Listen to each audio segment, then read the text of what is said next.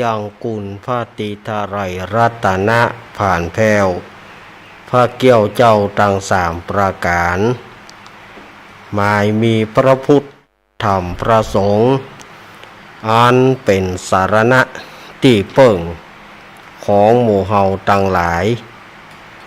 ขอกราบไปสาปุญญาปรมีธรรมท่านอาจารย์ท่านพ่อครูอภิวัฒนวิกรมผู้อำนวยการสถานีวิทยุชุมชนคลื่นสีขาวเพื่อชาวประชาเจ้าอาวาสวัดปากกลางเจริญผู้ดำเนินรายการเสียงธรรมแสงอรุณและรายการอู้จ่าภาษาธรรมพร้อมไปด้วยท่านครูบาอาจารย์พระสงฆ์องค์สังฆเจ้าภิกษุสามเณร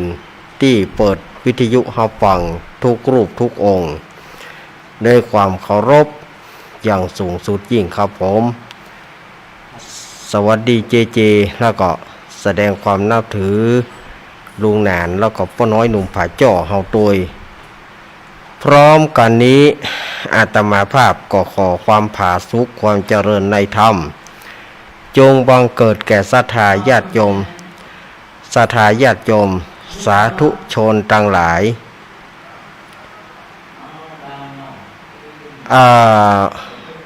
เจริญพรคณะศรัทธาญาติโยมสาธุชนทั้งหลายวันนี้รายการสารธรรมยามบ่ายยามแรงในช่วงของธรรมะเพื่อชุมชนก็ปิกมาปะกับศรัทธาญาติโยมศรัทธาสาธุชนคนดีเฮาทุกท่านรายการนี้รับผิดชอบดำเนินรายการแม่เพนที่ยุดังและยางครับอาตมาภาพเบอร์ดีเจกัมโทรไปแกจะไปเอาออกไหมจะไปถามหน้าไหม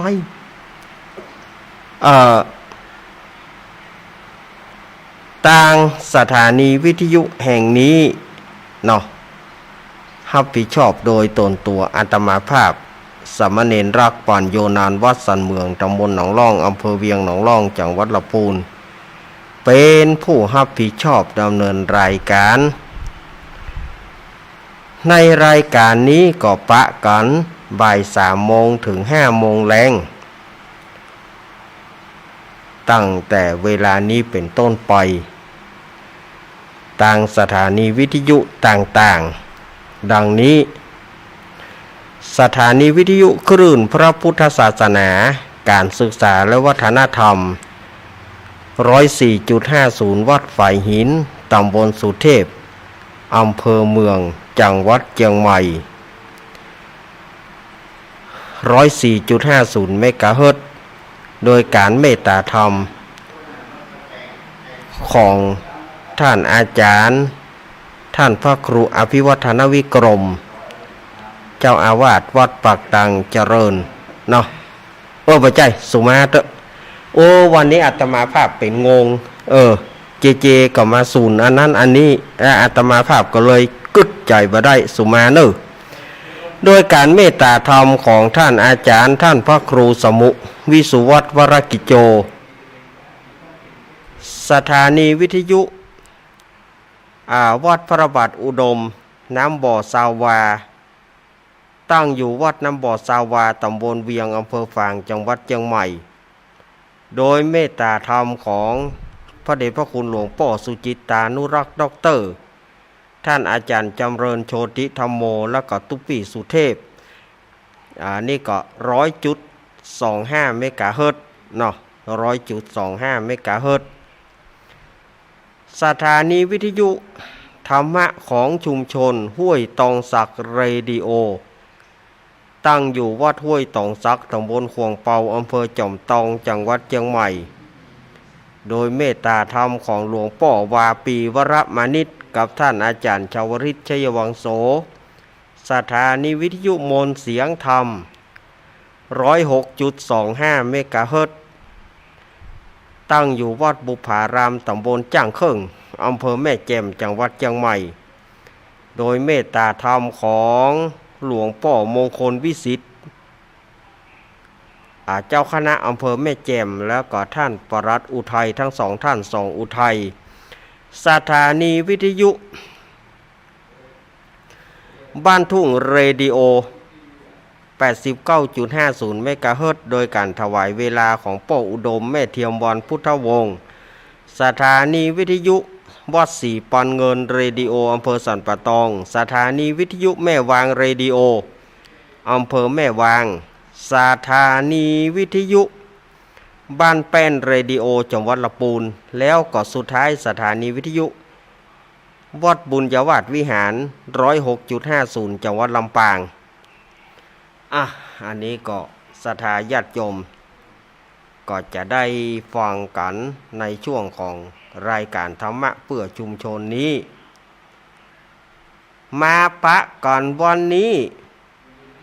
เป็นวันอังคารเป็นวันอังคารที่7พฤศจิกายนพุทธศักราช 2566 เดือนเกียงเดือนอ้ายเหนือเดือน11ใต้แหมมานี่เก้าค่ำพร้อมว่าเป็นวันอังคารก็เหลือเวลาแถมตะไดเหลือเวลาแถมเกิงเดือนปลายก็จะได้ถึงประเพณีเดือนหยี่เปงประเพณีลอยกระทงวันเพ็ญเดือน12เนี่ยใกล้เข้ามาละศรัทธาญาติโยมในช่วงนี้ก็ยังเป็นช่วงของเทศกาลทอดกฐินสามัคคีทอดกฐินแต่ละวัดแต่ละวาก็ยังดำเนินรายการก็ยังดำเนินการทอดกฐินกันอยู่ช่วงหลังนี้ช่วงตั้งแต่เดือนเกียงออกข้ามเดือนเกียงแฮมข้ามมาเดือนเกียงแฮมข้ามมาก็เริ่มเป็นทอดกฐินแต่ละวัดแต่ละวาบางวัดเปิ้นก็แล้วไปแล้วบางวัดเปิ้นก็บ่แล้วเตื้อที่จะถึงนี่ก็วันพุธก็วัดปากตางสามัคคีม่อนฤาษีวันพุธวันที่8เนาะแล้วก็วันฮือนี้วันที่9ก็วัดปากตางเจริญสถานที่ตั้งของสถานีแห่งนี้อันนี้ก็เชิญชวนคณะศรัทธาญาติโยมมาร่วมกินร่วมทานกันนะวันที่9วัดปากตางเจริญวันที่10ก็วัดเหล่ามนทาทิพย์วันที่9เปิดตาของบ่ายวันที่9นี่เพิ่นจะตานตอนบ่ายก็เนอะศรัทธาญาติโยมเพิ่นจะตานตอนบ่ายเพิ่นจะทอดกฐินตอนบ่าย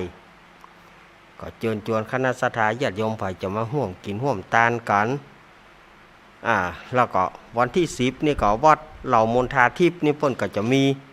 แข่งบอกไฟดอกโดยไฟเป็นศาลาบอกไฟดอกเอามาแข่งกันเนอะแล้วก็ที่วัดฝ่ายหินก็วันที่25เนอะวัดฝ่ายหินก็วันที่25ตอนบ่ายวัดดอนตาลนี่ก็เพิ่นมี2ลึบ2ขนาดเนาะวัดดอนตาลตำบลเมืองเกี้ยวอำเภอแม่ริมวันที่23นั้นเพิ่นจะทอดกฐินแล้ววันที่26เพิ่นจะทอดผ้าป่าอันนี้ก็ฝากมาโดยโยมปี่พิสมัยหัวหน้าธรรมะคลายเครียดหัวหน้ารายการธรรมะคลายเครียดเปิ้นฝากมาแล้วก็วันที่26ก็วัดอาตมาภาพวัดสันเหมืองตำบลหนองร่องอำเภอเวียงร่องจังหวัดลำพูนก็จะมีการทำบุญทอดกฐินแล้วก็วัดพุทธศรีคีรีวัดของท่านอาจารย์วรรณชัยชยานันโทก็จะทอดกฐินวันที่12นี่ก็วัดหนองเหียงเนอะวัดหนองเหียง อำเภอดอยหล่อเฮาวัดหนองเฮียงอำเภอดอยหล่อเฮาวัดของหลวงพ่อท่านพระครูวรธรรมนาถวันที่12คือวันอาทิตย์เนี่ยมันหลายงานแต่ซับเปลี่ยนกันไปซับขาหลอกซับเปลี่ยนไปซับเปลี่ยนมาเนาะนี่ก็แจ้งกับศรัทธาญาติโยมตามบุญตามวันเวลาศรัทธาจะไปที่ไหนก็ได้ sắp tới kho là cả sổ luôn đi ในวันนี้อาตมาภาพจะอยู่กับศรัทธาญาติโยม3 ชั่วโมงเกิงเนอะวันนี้จะอยู่กับศรัทธาญาติโยม3 ชั่วโมงเกิงคือตั้งแต่บ่าย3 โมงถึง5 โมงแรงนี่ก็1 ช่วงก็คือว่า2 ชั่วโมงแล้วก็6 โมงถึง2 ทุ่มจะอยู่ญาติโยมแถมช่วงหนึ่งเป็นเวลา3 ชั่วโมงเกิงวันนี้ก็จะได้แทนท่านอาจารย์ท่านพระครูปรัตน์ณัฐพงศ์ทิตวุฒศิริเจ้าอาวาสวัดดอนจันทร์ก็วันนี้อาตมาภาพก็จะได้มาตกมาแทนเปิ้นทำอันนะศรัทธาญาติโยมเฮาบ่ได้อยู่ก็เปิ้นแทนเปิ้นบ่ได้อยู่ก็เฮาแทนสรับซับเปลี่ยนกันไปเนอะศรัทธาญาติโยมจะไปถือไปตือกันเนอะวันนี้นี่รู้สึกว่าจะงงไงอย่าหมูวันนี้นะมันเบลอวันนี้มันรู้สึกว่ามันจังโดดจะงงอย่างหุวันนี้นะ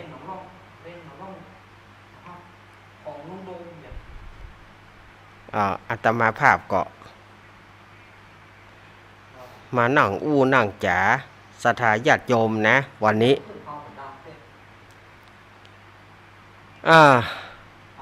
อาตมาภาพก็จะได้มามาจ๋าศรัทธาญาติโยมเป็นประจำเยอะๆเนอะ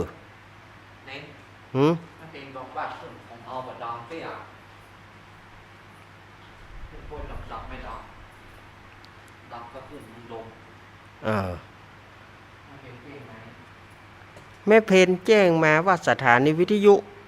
98.75 ห้วยตองซักยังบัดดีเตื้อ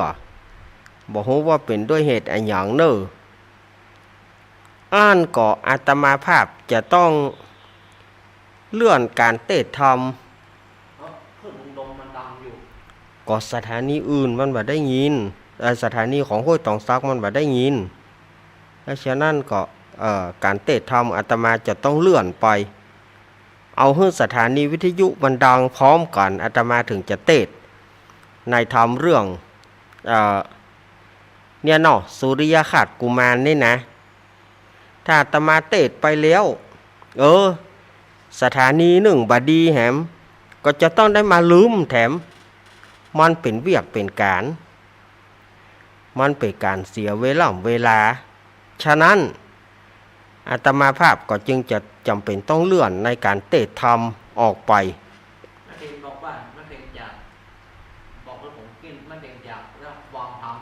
มันบาดได้เสมอกันในเมื่อมันบาดได้เสมอกันเนี่ยมันเสียเวลาที่จะได้เอามาเทศลืมแถมตัวจะไปเสนอกะจะไปเสนอสิ่งที่เปิ้นบ่เสนอมาจะไปเสนอสุมาเถอะญาติโยมเฮ้ยมันจะปิดไมค์ก็บ่ได้ฉะนั้นในการเทศธรรมวันนี้ก็คงจะต้องหาธรรมอื่นก่อนเนาะต้องหาธรรมอื่นก่อนถ้าสถานีวิทยุห้วยตองซักดีเมื่อใดอาตมาก็จึงจะมาเทศธรรมเรื่องสุริยคราสกุมารนี้ให้ศรัทธาญาติโยมได้ฟังกัน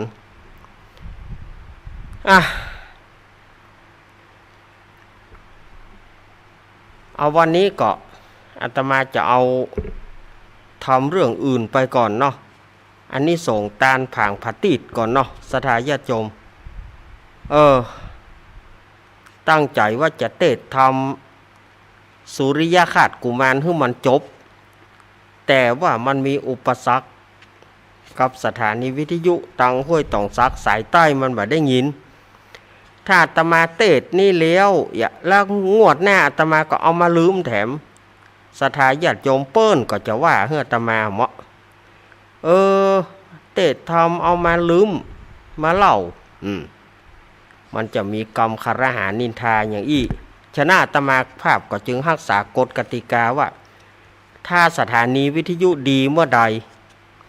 ก็จะเอามาเทศทำเรื่องสุริยคราสผูกสุดท้ายวันนี้นี่มันยุ่งหัวหน่อย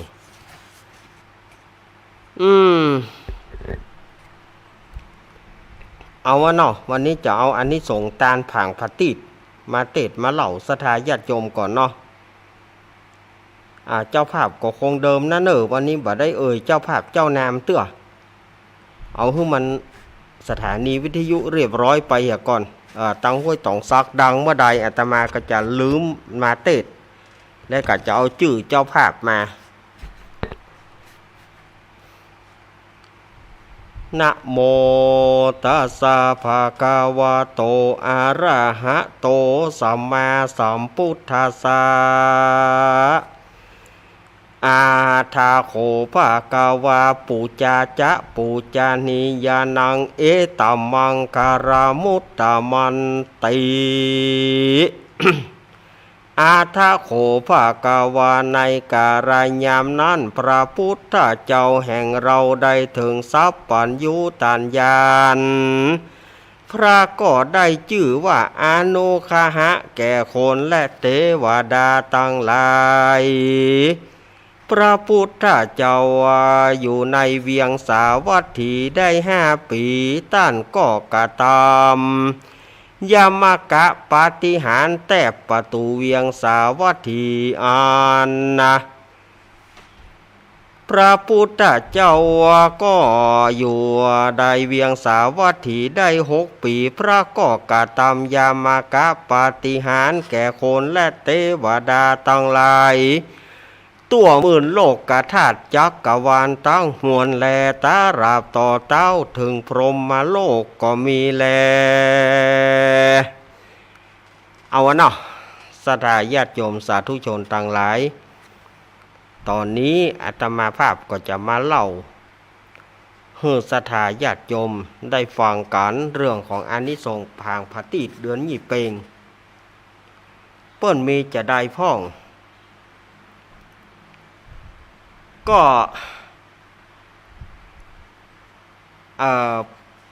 เปิ้นก็คาบเกี่ยวกับตักบาตรเทโวนั่นศรัทธาญาติโยมสมัยที่พระพุทธเจ้าของเฮานั้น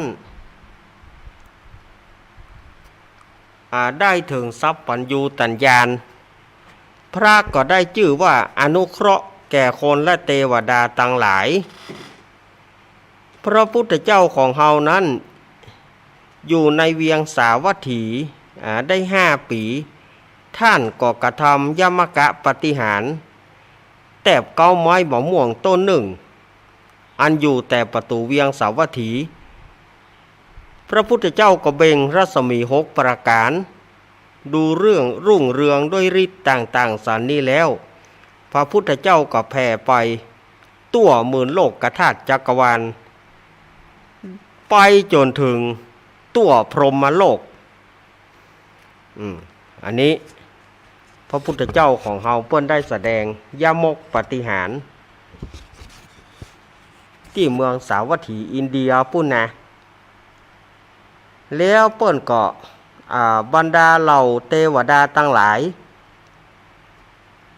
ก็ปากันมาเคารพคบยำมาเคารพนอบน้อมพระพุทธเจ้าของเฮาแล้วก็ขอฟังธรรมเทศนาอภิธรรม7 กัมปีมีพระสังคีนีเป็นต้นเมื่อจบจากอภิธรรม7 กัมปีเหล่าคนและเทวดาทั้งหลายลางพ่องก็ได้ถึงโสดาบันลางพ่องก็ได้ถึงสกิทาคารางพ่องก็ได้ถึงอนาคามีรางพ่องก็ได้ถึงอรหันต์ เมื่อพระพุทธเจ้าเปิ้นได้แสดงย่ามกปาฏิหาริย์สำแดงฤทธิ์แก่เทวดาทั้งหลายแล้วเปิ้นก็ขึ้นไป3 บาทย่างเด้อขึ้นไป3 ก้าวนะถ้าเป็นคนเฮาจะขึ้นถึงว่าสวงสวรรค์จันฟ้าเนาะอันนี้เปิ้นเหมือนกับ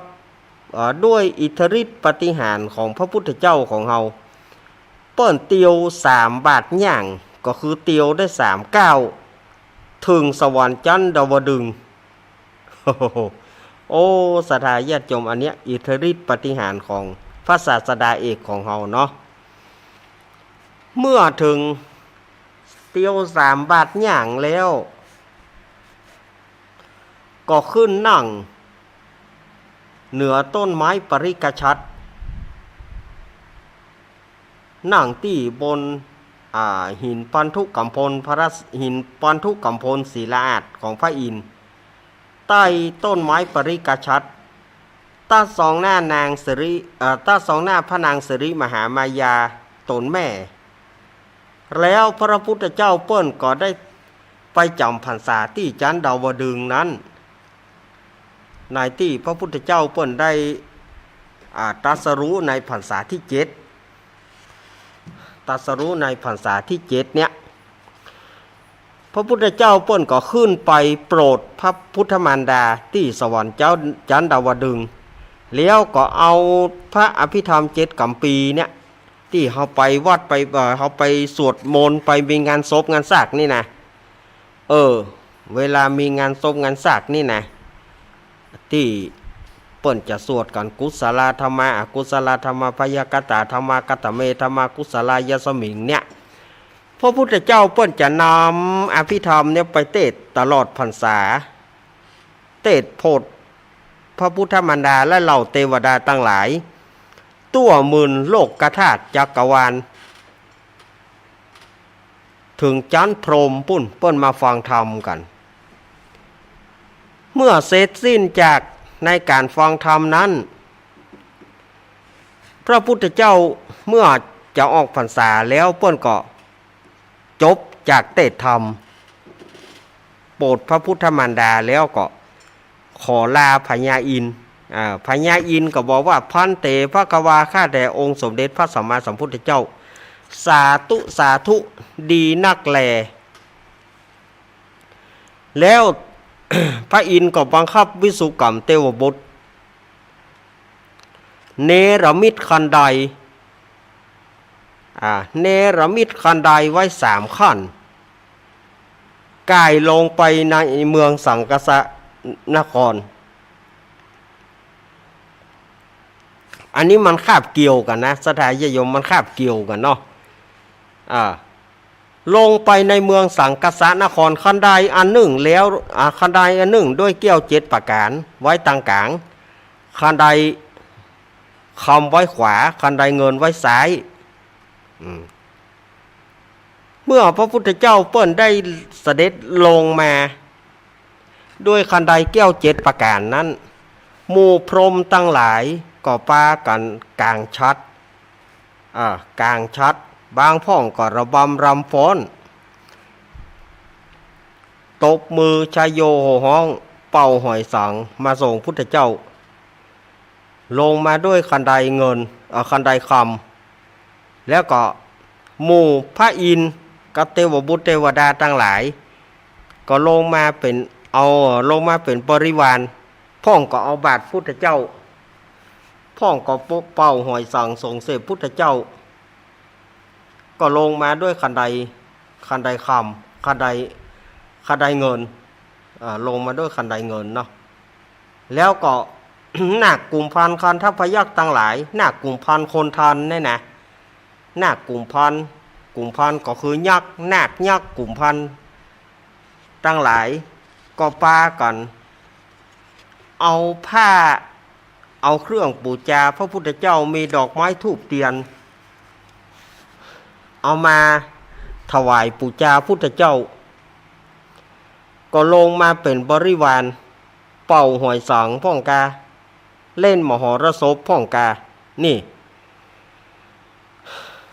พระพุทธเจ้าเปิ้นก็ยืนละแวกโหนทางนั้น ยามนั้นส่วนอันว่าพระสุริยะและพระจันทร์ก็คือพระอาทิตย์และก็พระจันทร์ก็มาไหว้พระพุทธเจ้าแล้ววันนั้นเปิ้นเฮาว่าเป็นวันเปิดโลกเป็นวันเปิดโลกมนุษย์ก็หันสวรรค์สวรรค์ก็หันมนุษย์มนุษย์สวรรค์ก็หันนรกนรกก็หันมนุษย์และสวรรค์วันนั้นเปิ้นก็เว้นการทำโทษในนรกทั้งหลายก็เว้นจากการทำโทษสัตว์ทั้งหลายบ่าฮื้อสัตว์ทั้งหลายได้ทุกบ่าฮื้อได้ทำโทษวันนั้นสัตว์ทั้งหลายก็อยู่สบายวันหนึ่งเพราะวันพระเจ้าเปิดโลกที่เฮาตักบาตรเทโวโรหณะที่ผ่านมาอันนี้มันก็เป็นเกี่ยวเนื่องกันแล้วพระพุทธเจ้าเปิ้นก็ได้เทศนาอานิสงส์การตานผางพระตีเตือนหยี่เปงว่าดูรามหาราชบุคลาผู้ใดได้แปลงผางพระตีตานในวันเดือนหยี่เปงอ่านว่าบุคลาผู้นั้นเกิดมาในภาวะจติใดเตี้ยงจักมีรูปโฉมอันงามเป็นที่ฮักเปิงใจแห่งคนและเทวดาทั้งหลายเปิ่นว่าอีบุคลาผู้ใดได้ตามน้ำมันงาอันใสอันบริสุทธิ์หามาละมนทินบ่ได้อ่านว่าบุคคลผู้นั้นแม้นว่าตวนเตียวในวัฏสงสารก็คือเวียนว่ายจากวัฏสงสารก็เตี้ยงจักมีรูปโฉมอันเลางามหาอันงามเป็นประดุจดังนางประภาวดีทุกเมื่อแลเปิ้นว่าจะมีรูปโฉมอันเลางามเหมือนนางพระนางประภาวดีทุกเมื่อแล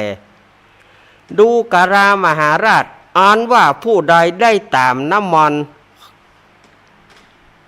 ไข่งัวน้ำมันไข่งัวไข่ควายผู้นั้นจักได้เป็นพราหมณ์ผู้ประเสริฐแลน้ำมันไข่งัวไข่ควายก็เอาจากไหนเขาก็เอาเตียนไข่เนี่ยกะสมมุติว่าเป็นน้ำมันไข่งัวไข่ควายก็คือเตียนไข่นะสถาญาติโยมเอามาตามปูจาผู้นั้นเกิดมาในภาวะจติใดจะได้เป็นพราหมณ์ผู้ประเสริฐอันนี้เฉพาะวันที่เราตามเดือนหยี่เปงนี่นะวันเดือนหยี่เปงเนี่ยเราได้ตามน้ำมันไข่งัวไข่ควายก็คือเตียนไข่เนี่ยง่ายๆมันมีของห้องรับไว้หรอเราจะไปหาไข่งัวไข่ควายที่ไหนเราก็เอาเตียนไข่นะกะเตียนไข่ก็ทำมาจากไข่งัวไข่ควายเนี่ยเขาก็มาตามวันเดือนหยี่เปงนั้นผู้นั้นจะได้ไปเกิดเป็นพราหมณ์ผู้ประเสริฐผู้ใดได้ตามน้ำมันบาเป้าผู้นั้นก็จักได้เป็นพระฤาษีตนประเสริฐเนี่ยได้ก้อนเอาน้ำมันบาเป้าผู้ใดได้ก้อนน้ำมันบาเป้าเอาตามปูจาก็จะได้เป็นพระฤาษีตนประเสริฐผู้ใดได้ตามน้ำมันลูกไม้ต่างหลายผู้นั้นจักได้ไปเป็นพญาของประเทศราชทั้งมวลก็คือจะได้เป็นพระเจ้าจักรพรรดิคำว่าเป็นพญาของประเทศราชก็คือพระเจ้าจักรพรรดิของทั่วประเทศ ดูอันนี้นะเปิ้นว่าแล้วน้ำมันลูกไม้เขาจะเอาที่ไหนก็น้ำมันพืชไงง่ายน้ำมันพืชนั่นนะสถาญาติโยมง่ายดีน้ำมันพืชเขาหั่นมาถ้าไปซ่อที่ไหนน้ำมันพืชนั่นนะผู้ใดได้ตามพางพระตีษปูจาพระพุทธเจ้าผู้นั้นก็ย่อมจักมีร่างกายอันสมบูรณ์บ่มีโรคภัยไข้เจ็บผู้ใดได้เอาพางพระตีษมาตั้งต้นเรียงกันไว้ใส่น้ำมันตามปูจาดังอันอ่านว่าบุคลาผู้นั้น เกิดมาในภาวะจติใดก็เตี้ยนก็ย่อมที่จักมีเป็นที่ฮักของคนและเทวดาตั้งหลายมีเตจาอนุภาพนักอันด้วยอานิสงส์อันตนได้ตามผางพระติดปูจาพุทธเจ้าปูกาลาผู้ใดได้ฟันตีนกาได้ฟันสีสายไปตีนกาตามปูจาพุทธเจ้าผู้นั้นก็จักมีที่นั่งที่นอนอันประเสริฐงามลวดแล้วด้วยแก้ว7ประการนี่ผู้ใดได้จักสายกลมตามปูจาพุทธเจ้าผู้นั้นก็จังมีภาชนะถ้วยเงินถ้วยคำมากปนว่าอีบุคลาผู้ใดได้ตามพางพระติด1 ดวงก็ดี2 ดวงก็ดี3 ดวงก็ดีตัวติสะทั้งมวลก็จักปรารถนาจักเป็นแม่พระอรหันต์จักได้เป็นพ่อแม่พระพุทธเจ้าแล้วก็พ่อแม่พระอรหันต์ก็จักได้สมใจผู้ใดได้ตามพางพระติดไว้จมปวกจมดอยหินผาหน้าแผ่นดินบุคลาผู้นั้นก็จักได้ถึงกุศลบุญอันประเสริฐด้วยอนุภาวะเตจาอนุภาวะด้วยอานิสงส์ได้ตามผางพระติดปูจาพุทธเจ้าเพิ่นว่าอย่างอีบุคลาผู้ใดได้ตามผางพระติดปูจาพุทธเจ้าก็จักได้มีหูติบตาติบมีพญาติบมีหูก็แจ้งมีตาก็แจ้งบ่หนวกบ่บอดอันนี้ก็ด้วยอานิสงส์ผางพระติดปูจาพุทธเจ้าเมื่อจบพระธรรมเทศนาอานิสงส์ผางพระติดแล้วเนี่ยเราบรรดาพุทธบริษัททั้งหลายภิกขุภิกษุณีอุบาสกอุบาสิกาก็ได้ถึงธรรมวิเศษมีประเทศว่าโสดาสกิทาคานาคาอรหันต์อันนี้ก็คืออานิสงส์ตานผางพระติดปูจาพระพุทธเจ้ามันก็คาบเกี่ยวกับตักบาตรเทโวโรหณะวันนี้อาตมาภาพก็เตะแบบลวกๆไปเพราะว่าเอาพอเป็นแนวให้ศรัทธาญาติโยมได้ฟังกันว่า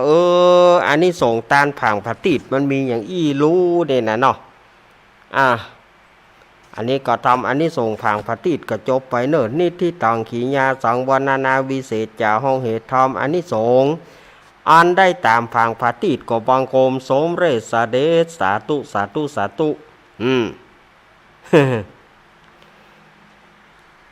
อันนี้ก็แถมตำนานหนึ่งเนี่ยอันนี้ส่งผางพระติดแล้วแถมตำนานหนึ่งที่ว่ามีพระราชาไปขอบุญจากเจ้าตุ๊กตะอันนี้ก็แถมตำราหนึ่งนะอันนี้ก็จะเมื่อใดบอกหัวพระพุทธเจ้าองค์ที่เท่าใดเปิ้นก็บ่ได้บอกเปิ้นว่ายามนั้นยังมีพระอรหันต์รูปหนึ่งเปิ้นได้เข้านิโรธสมาบัติ7 วันจนถึงเปิ้นออกนิโรธสมาบัติเปิ้นก็มาพอว่าจะไปกวนดีไปโพดไผกวนดีจะไปโพดไผแต่เปิ้นก็มาหันพ่อใจคนหนึ่งตูกเปิ้นก็ว่า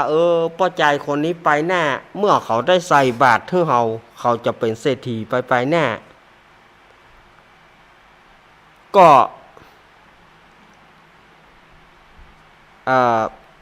พระอรหันต์รูปนั้นก็เลยไปบิณฑบาตที่หน้าบ้านของพ่อใจคนนั้นพ่อใจคนนั้นก็มีข้าวก้อนกับแคบหมูโขบหนึ่งอันนี้แหมตำราหนึ่งนะ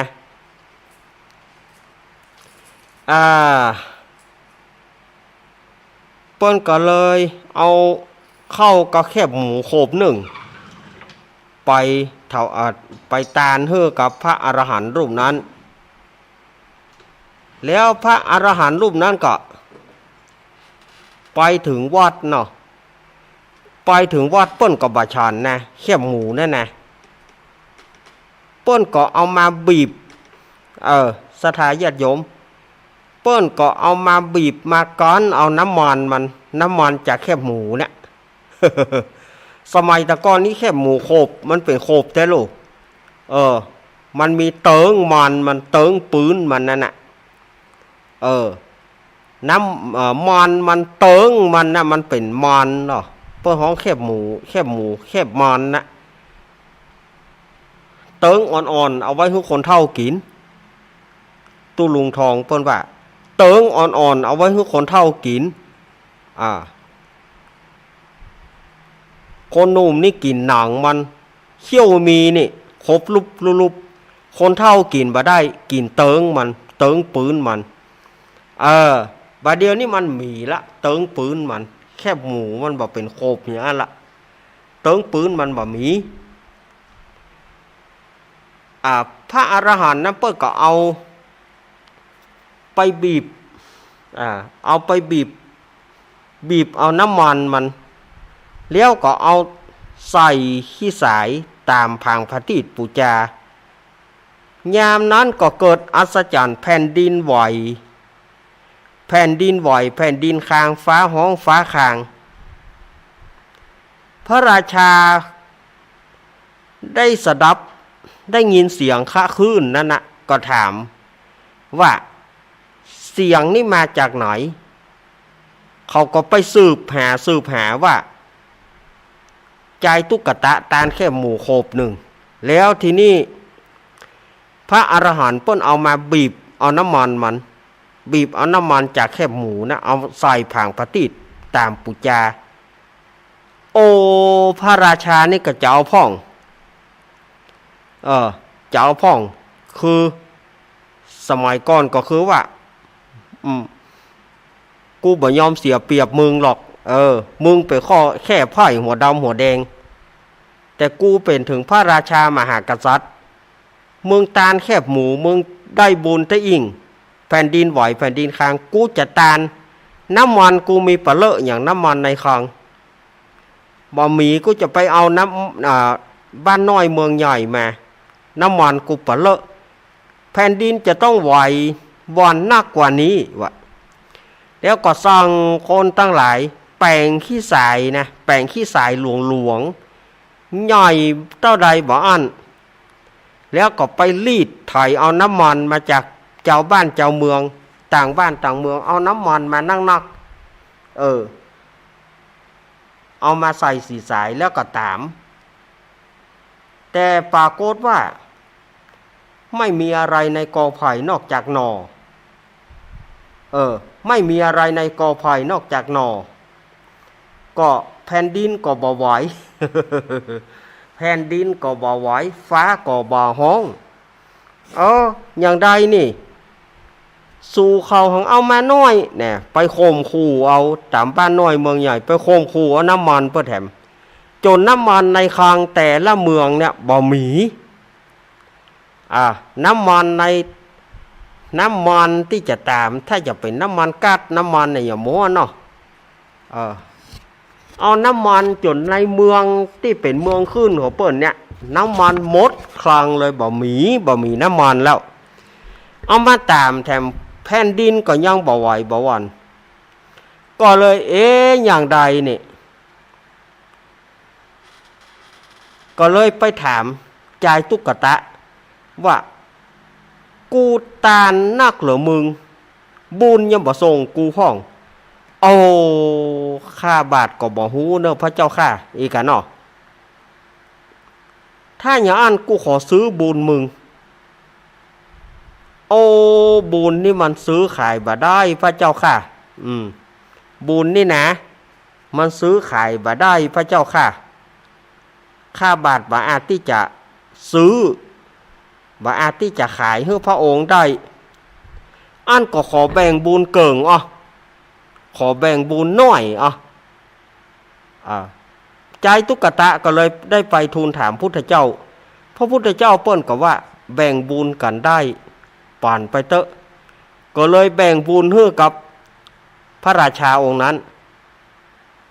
ปรากฏว่าพระราชาองค์นั้นก็เอาแก้วแหวนเงินทองยกยกตำแหน่งเศรษฐีให้ป้อใจตุ๊กตาคนนั้นในที่สุดป้อใจตุ๊กตาคนนั้นก็ได้เป็นมหาเศรษฐีนี่สถาญาติโยมอันนี้ส่งตาลแคบหมูมาได้นะแคบหมูโคบแคบหมูแคบมอนเนี่ย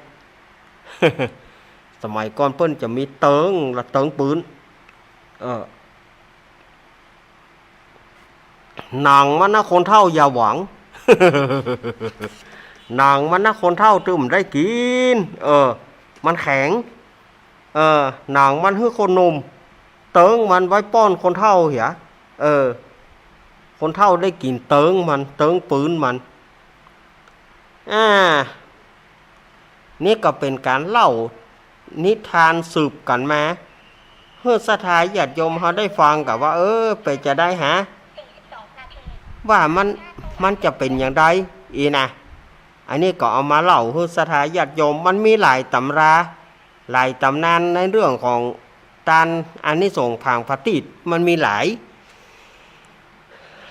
อย่างหลายอันที่เปิ่นแต่ละครูบาอาจารย์ก็พิมพ์เป็นธรรมเทศนาพิมพ์เป็นนิทานเล่าให้กันฟังในเทศกาลที่จะมาถึงบัดจ้าบ่เมินเนี่ยก็คือเทศกาลลอยกระทงหรือว่าลอยสตวงที่เฮาจะได้มีการเผาเทียนเล่นไฟกันระมัดระวังพวกลูกหลานบ่ทบบ่ภาพเนาะหัวไปจิจ่งใส่กันจะได้รับอันตรายขว้างบ่ป้นมือจะกุดตาจะบอด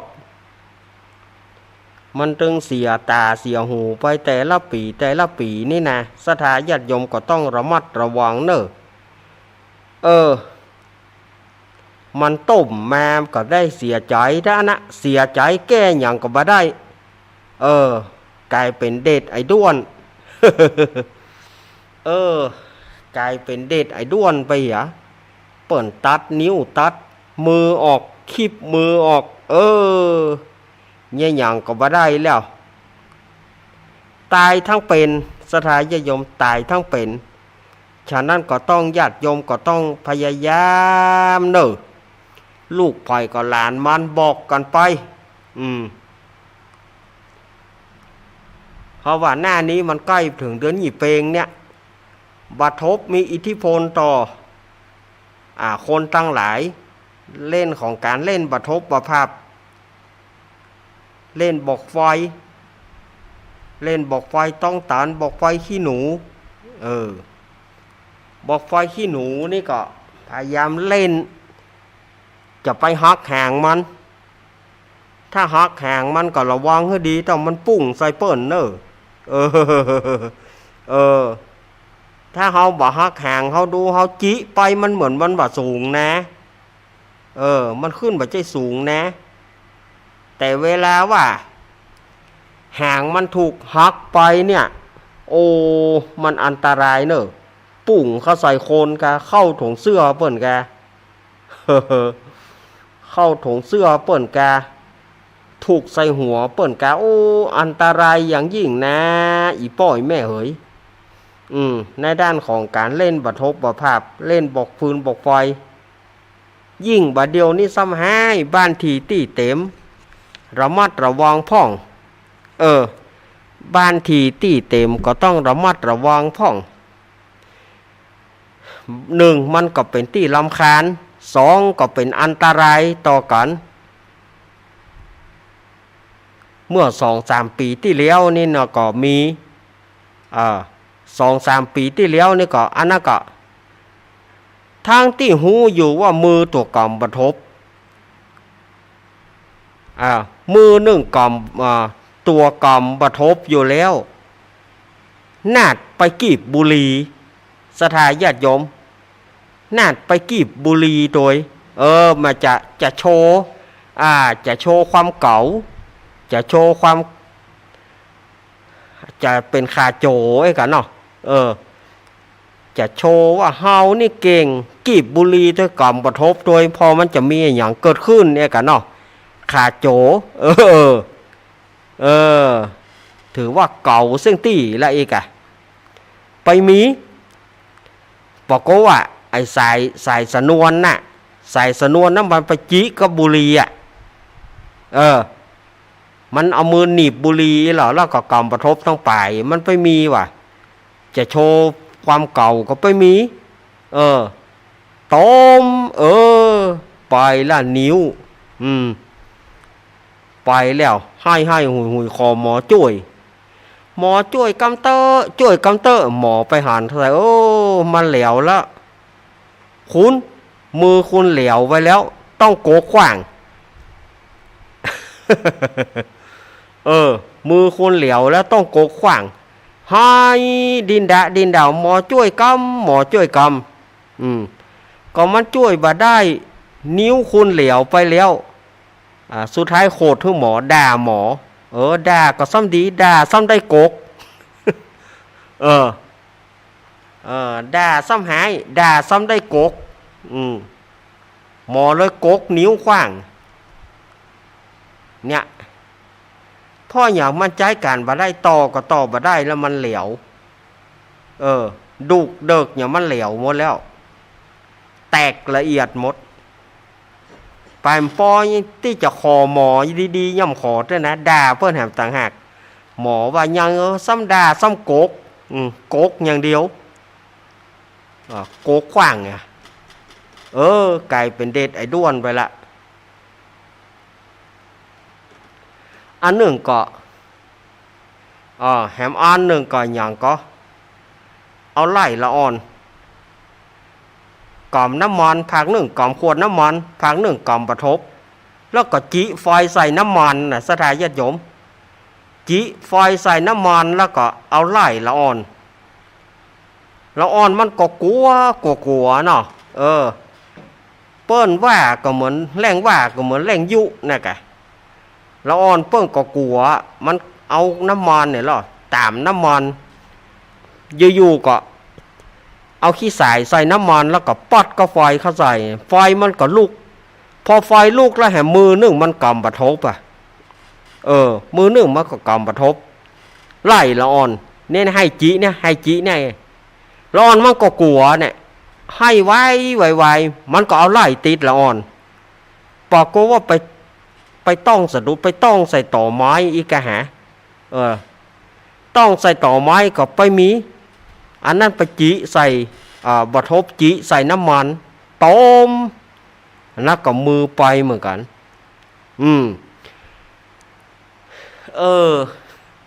เปิ้นกัวโคนบะเดียวนี่เปิ้นแรงว่าแรงกัวมันก็ไปแกล้งเปิ้นนะเปิ้นว่าจะไปเล่นมันก็เหมือน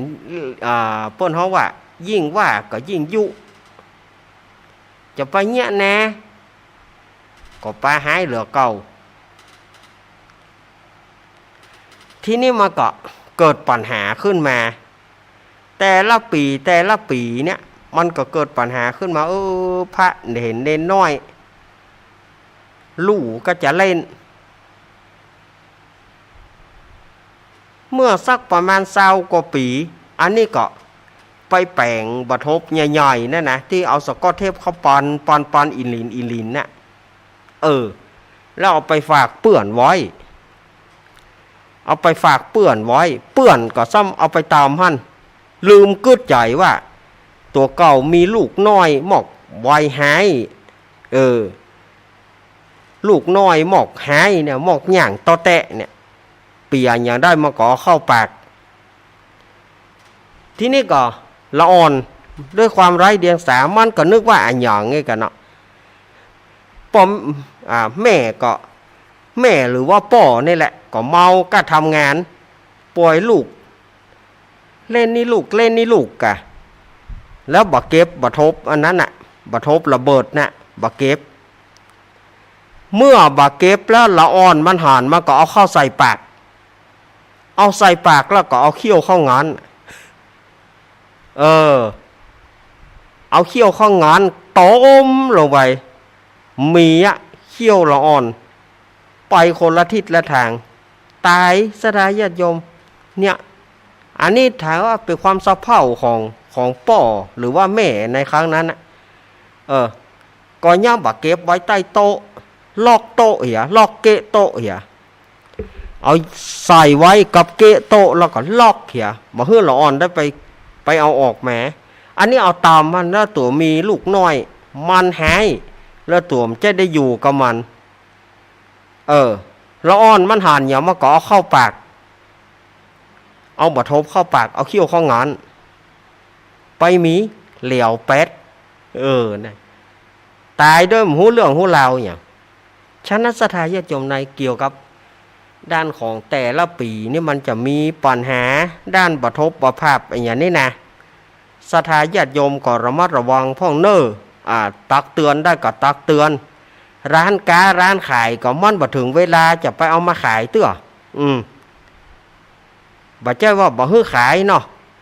ขายนี่ขายได้แต่ขอให้มันใกล้ๆหน่อยก็เอาขายมันก่อยอย่าไปเอาไปขายเตื้อละอ่อนมันเอาไปเล่น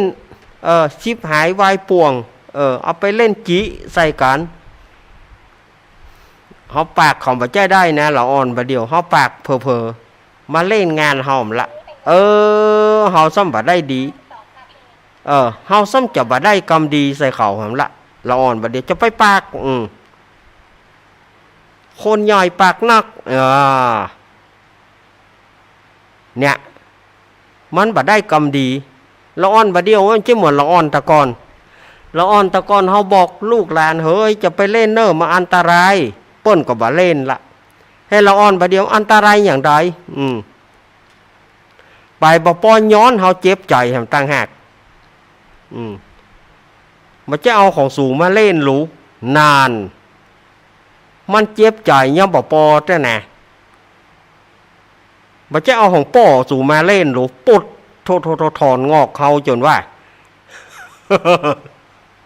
โอ้สถาญาติโยมมันเจ็บอกเจ็บใจเขาบอกคือดีเขาไม่ใช่ว่าดีเนี่ยฉะนั้นก็ลูกฝ่ายหลานมันตันไม่แซ่กับไม่แซ่แตบเข้าพ่องลูกเฮาหลานเฮามันจึงอย่าอันนะเมื่อได้ว่าก็ว่ากับไปพ่องเมื่อได้ด่าก็ด่าไปพ่องระมัดระวังกัน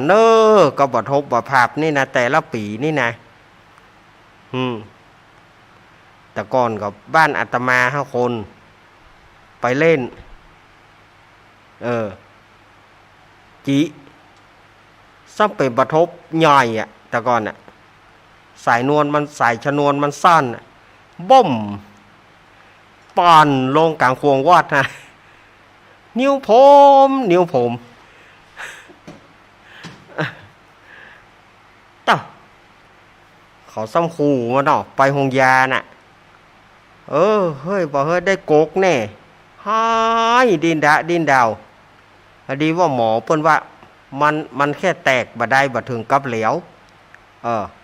กะทีหมอน้อยจะโกกละหมอน้อยนั่นถึงว่าเอาไว้บ่ได้ละต้องโกกให้ดินดาวพอดีว่าหมอใหญ่เปิ้นมาพอเอาบ่ได้โกกยิบยิบเอา เนี่ยประมาทบ่ได้นะสถาญาติโยมประมาทก็อันตรายเนอะในการเล่นปฐมบอกไฟแต่ละปีให้หยังก็ด้วยความเป็นห่วงเป็นใยของสถาญาติโยมในรายการธรรมะเพื่อชุมชนเนี่ยก็ด้วยความเป็นห่วงเป็นใยถึงได้เอามาบอกลูกหลานว่าจะไปเล่นที่มันอันตรายความจริงถ้าเราจะเล่นนะอันที่เปิ้นเอาขว้างขึ้นตรงบนนะที่มันเป็นไข่มังกรนะที่มันหยาดลงดินเนี่ยเอาขว้างลงมันหยาดลงดินเนี่ยนะถ้าเล่นอันนั้นนี่มันจะม่วนที่เขาเอาขว้างขึ้นแล้วก็มันหยาดลงดินแล้วมันก็ยังม่วนกว่าแล้วมันบ่อันตรายมันบ่อันตรายถ้าเป็นประทบที่ละอ่อนประเดียวมาเล่นเอาเป็นปิงปองวะเอาเป็นอะไรอย่างเอาเฝ้าเปิ้นมาเตฮัด เอาสกอตเทปเข้าปอนกะลิกกะลิกกะลิกนี่อาตมาเคยบอกให้เนนเขาไปถ้าจะเล่นอย่างนั้นเอาไปเล่นไก่ๆนอกวาดปุ่นเอาไปแปลงนอกวาดปุ่นถ้ามันระเบิดก็ระเบิดมูใส่มูสูนั่นนะอันนี้ถ้ามันระเบิดกุฏิกูเหลวเอาไป แต่ก่อนเนี่ยอาตมากับเนนเนี่ยบัดใต้จะไปจับพิษกันเนนน้อยต้องไปจับพิษกันอาตมาบอกเฮ้ยเล่นเอาไปเล่นหน้ากุฏิอาตมานะปอนกะลิกกะลิกเอาไปปอนไก่ถ้านี่มันบัดจะตายเพราะสูอันนั้นนี่ถ้าสูเอาไปปุ้นมันตายก็ตายสู่เขาคนเดียวแต่อันนี้มันอันตรายเอาไปเล่นไก่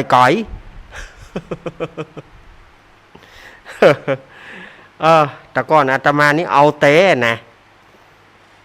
แล้วบัดเดียวนี่เขาจะว่าไปนักไปหนาเขาก็ต้องก้อยบอกเขาหำละจะแห้งใส่เขาแต่ก็บ่ได้เขาเท่าเหลือเขาเขาด่าเขาไปนักไปหนาเขาตีเขาก็ยุ่งแต่ก่อนนี่เขาหนุ่มๆนี่เขาบอกกลัวเขาลูก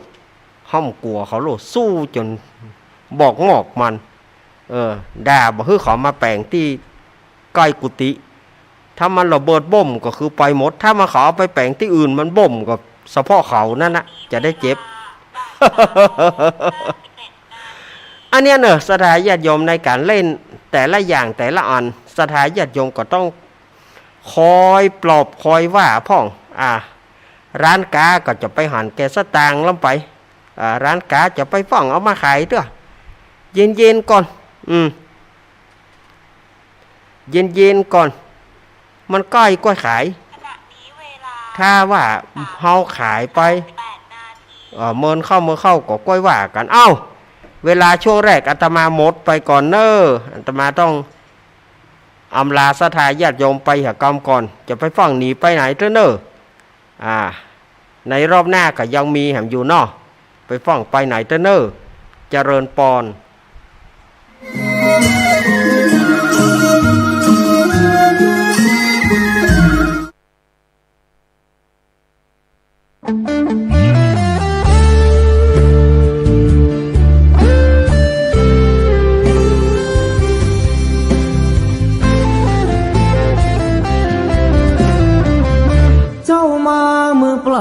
จะเอาอะไรเมื่อตอนเจ้าไปเจ้าก็ไปมือเปล่าเช่นกันชื่อเสียงหยดลาบหาบเอาไปไม่ได้สักอันแล้วใหญ่ยื้อแย่งแข่งขันปอบป่วยกันฆ่าฟันตัดรอนเงินทองตามส่งแค่โรงพยาบาลญาติมิตรวงวานลูกหลานส่งแค่เชิงตะกอนจะมีใครเล่าอยู่กับเรานอนเฝ้ากองฟอนวางดอกไม้จันทร์แล้วจรกลับไปนอนบ้านใครบ้านมันใหญ่ขับฟ้า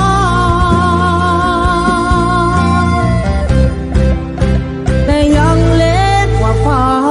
ลงตึกโตโอทงสุดท้ายนอนลงเหมือนกันไปไม่กลับหลับไม่ตื่นฟื้นไม่มีวันชีวิตหลังความตายนั้นนรกสวรรค์ยังรอบาปบุญดีชั่วติดตัวเมื่อตายเงินทองมากมายคนเอาไปไม่ได้หรอกน้อร่างนอนแน่นไม่ไหวติ่งเหมือนดังต้นตอตราสังมัดแขนผู้คอไฟไม่หงิกงอเป็นเท่าวีพง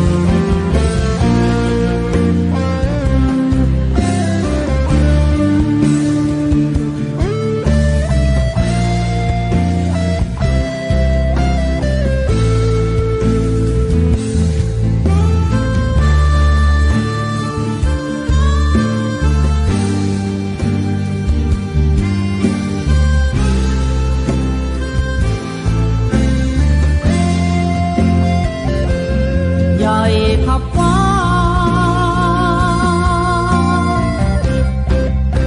แต่ยังเล็กกว่าฟ้าลงตึกโตโอทงสุดท้ายนอนลงเหมือนกันไปไม่กลับหลับไม่ตื่นฟื้นไม่มีวันชีวิตหลังความตายนั้นนรกสวรรค์ยังรอบาปบุญดีชั่วติดตัวเมื่อตายเงินทองมากมายคนเอาไปไม่ได้หรอกน้อร่างนอนแน่นิ่งไม่ไหว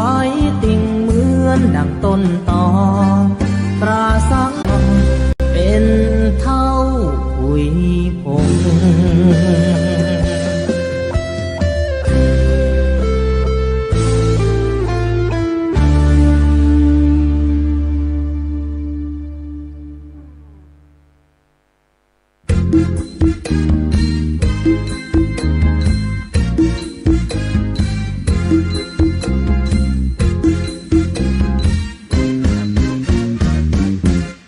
ไปไม่กลับชีวิตดับแน่นอนบนเชิงตะกอนทุกคนต้องนอนที่นั้น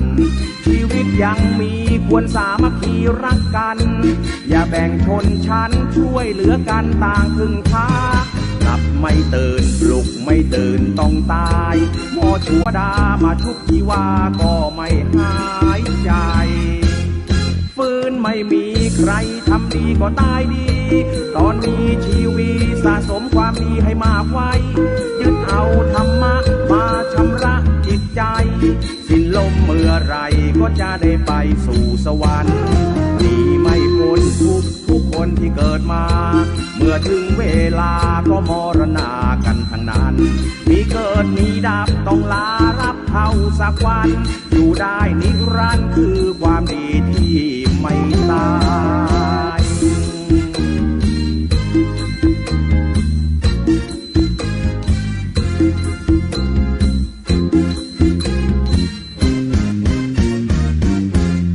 ฟื้นไม่มีใครทำดีก็ตายดีตอนมีชีวิตสะสมความดีให้มากไว้ยึดเอาธรรมะมาชำระจิตใจสิ้นลมเมื่อไรก็จะได้ไปสู่สวรรค์ดีไม่พ้นทุกคนที่เกิดมา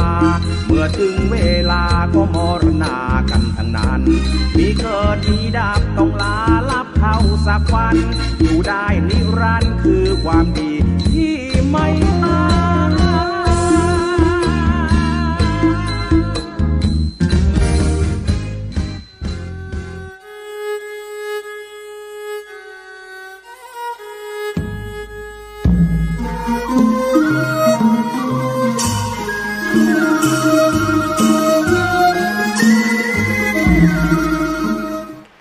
เอาละศรัทธาญาติโยมสาธุชนตั้งหลายก็พอได้ฉันน้ำฉันท่าเห็นหน่อยเนาะฉันน้ำฉันท่าแล้วก็มามาจ๋าสู่ศรัทธาญาติโยมสาธุชนคนดีเฮาทุกท่านในรายการสารธรรมยามบ่ายยามแรงช่วงของธรรมะเพื่อชุมชนวันนี้ก็กระท่อนกระแท่นจะได้วันนี้นะศรัทธาญาติโยมเนาะมันเป็นกระท่อนกระแท่นในการจัดรายการบัดสมบูรณ์แบบอาตมาว่า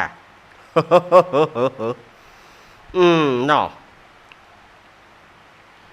วันนี้อาตมาภาพก็จะอยู่กับศรัทธาญาติโยม3 ชั่วโมงเกิงอาตมาจะพัก5 โมงรายการของท่านผู้กองชัยพรพิมพ์สมุทรแล้วก็6 โมงถึง2 ทุ่มก็เป็นรายการวันนี้จะมาตกมาแตนเปิ้นในรายการสารธรรมยามค่ำช่วงของธรรมะบันเทิงใจฟังสบายสไตล์ชิวๆโดยท่านตามปกติก็จะปะกับท่านอาจารย์ท่านพระครูประรัตน์ณัฐพงศ์ทิตาวุฒศิริกับน้องไนท์ชินดานัยสายใจแต่ว่าโดยวันนี้ เปิ่นก็ติดภาระธุระติดศาสนกิจมาอาจที่จะมาดำเนินรายการได้ฉะนั้นก็อาตมาภาพก็จะมาทำหน้าที่ดำเนินรายการต่อไป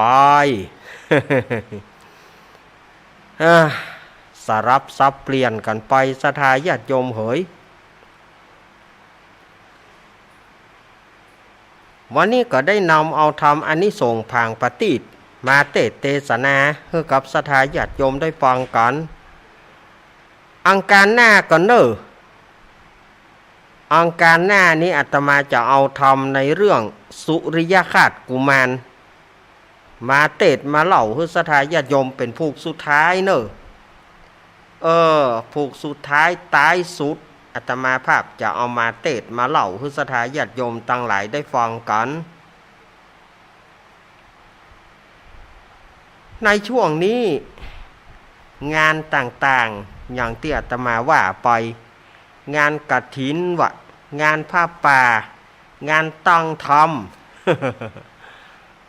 งานตั้งธรรมก็ดีงานเข้ากล่อมเนี่ยก็เริ่มมีละจะเริ่มมีไปติ๊กละการงานก็เริ่มเข้ามากันนักต่อนักอย่างงานตั้งธรรมหลวงตั้งธรรมหลวงก็วันที่18อีกเนาะวันที่17 18อีกที่วัดพระธาตุม่อนจอมพอวัดของหลวงปู่ปฏิภาณธรรมทินหลวงปู่ดอยเปิ้นก็จะมีการตั้งธรรมธรรมมหาจาตุเวสสันดรจาดกตั้งธรรมหลวงการตั้งธรรมนั่นก็จะเริ่มตั้งแต่มาลัย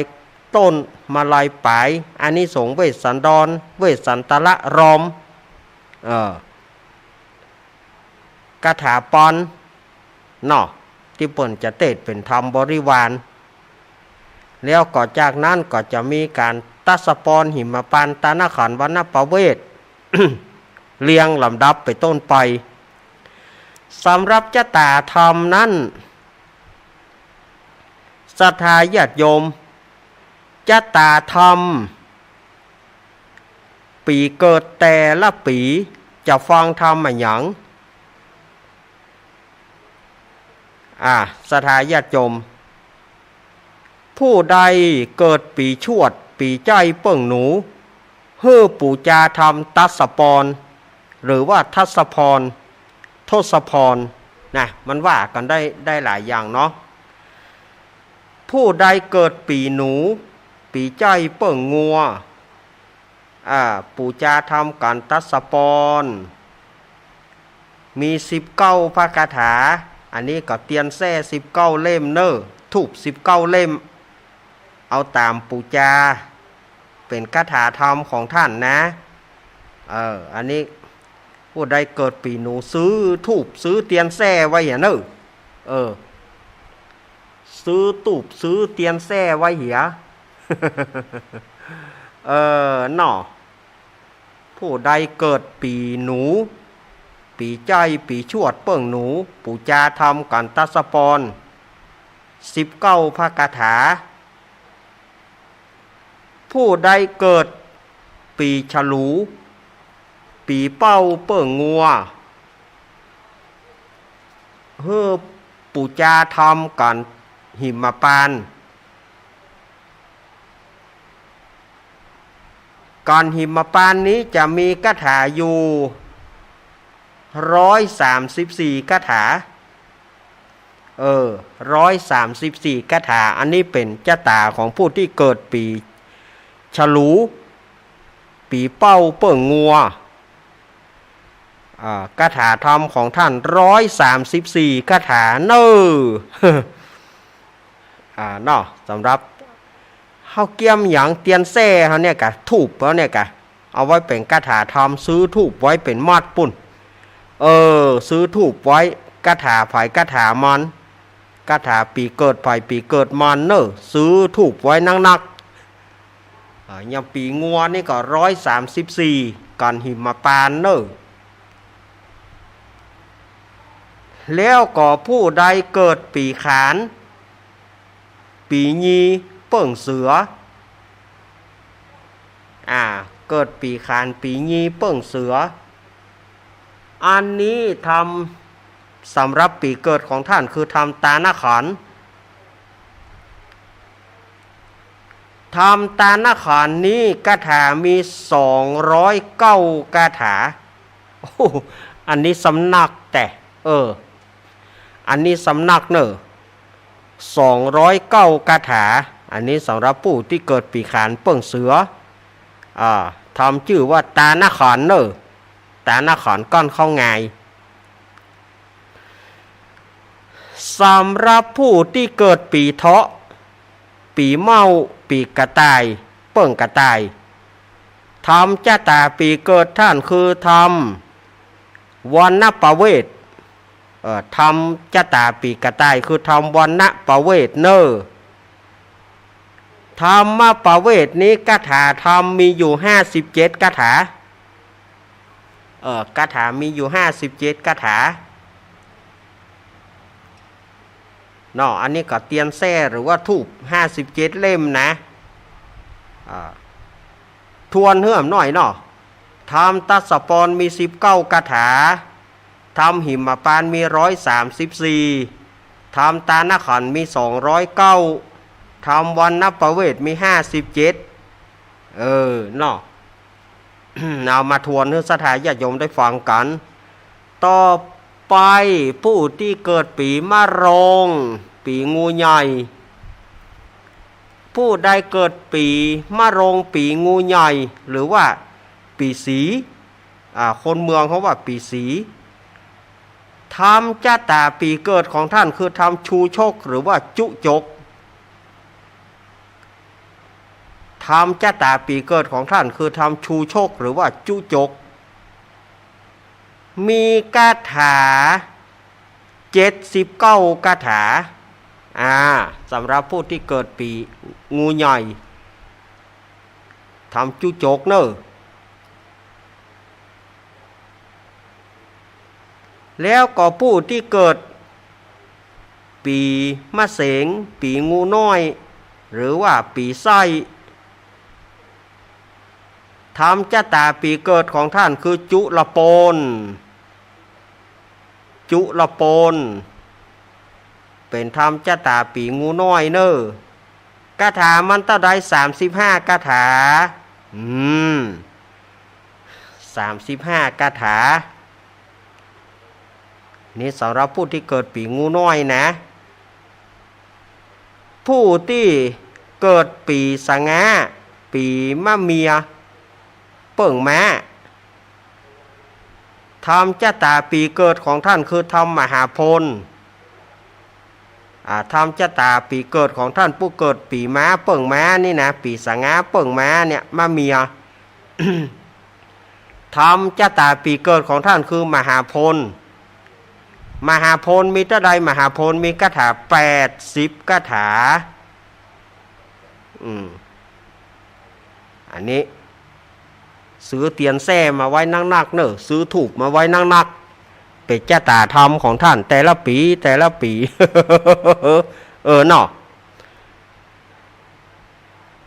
แล้วก็ต่อไปผู้ที่เกิดปีมะแม่ปีเม็ดเปิ่งแปะ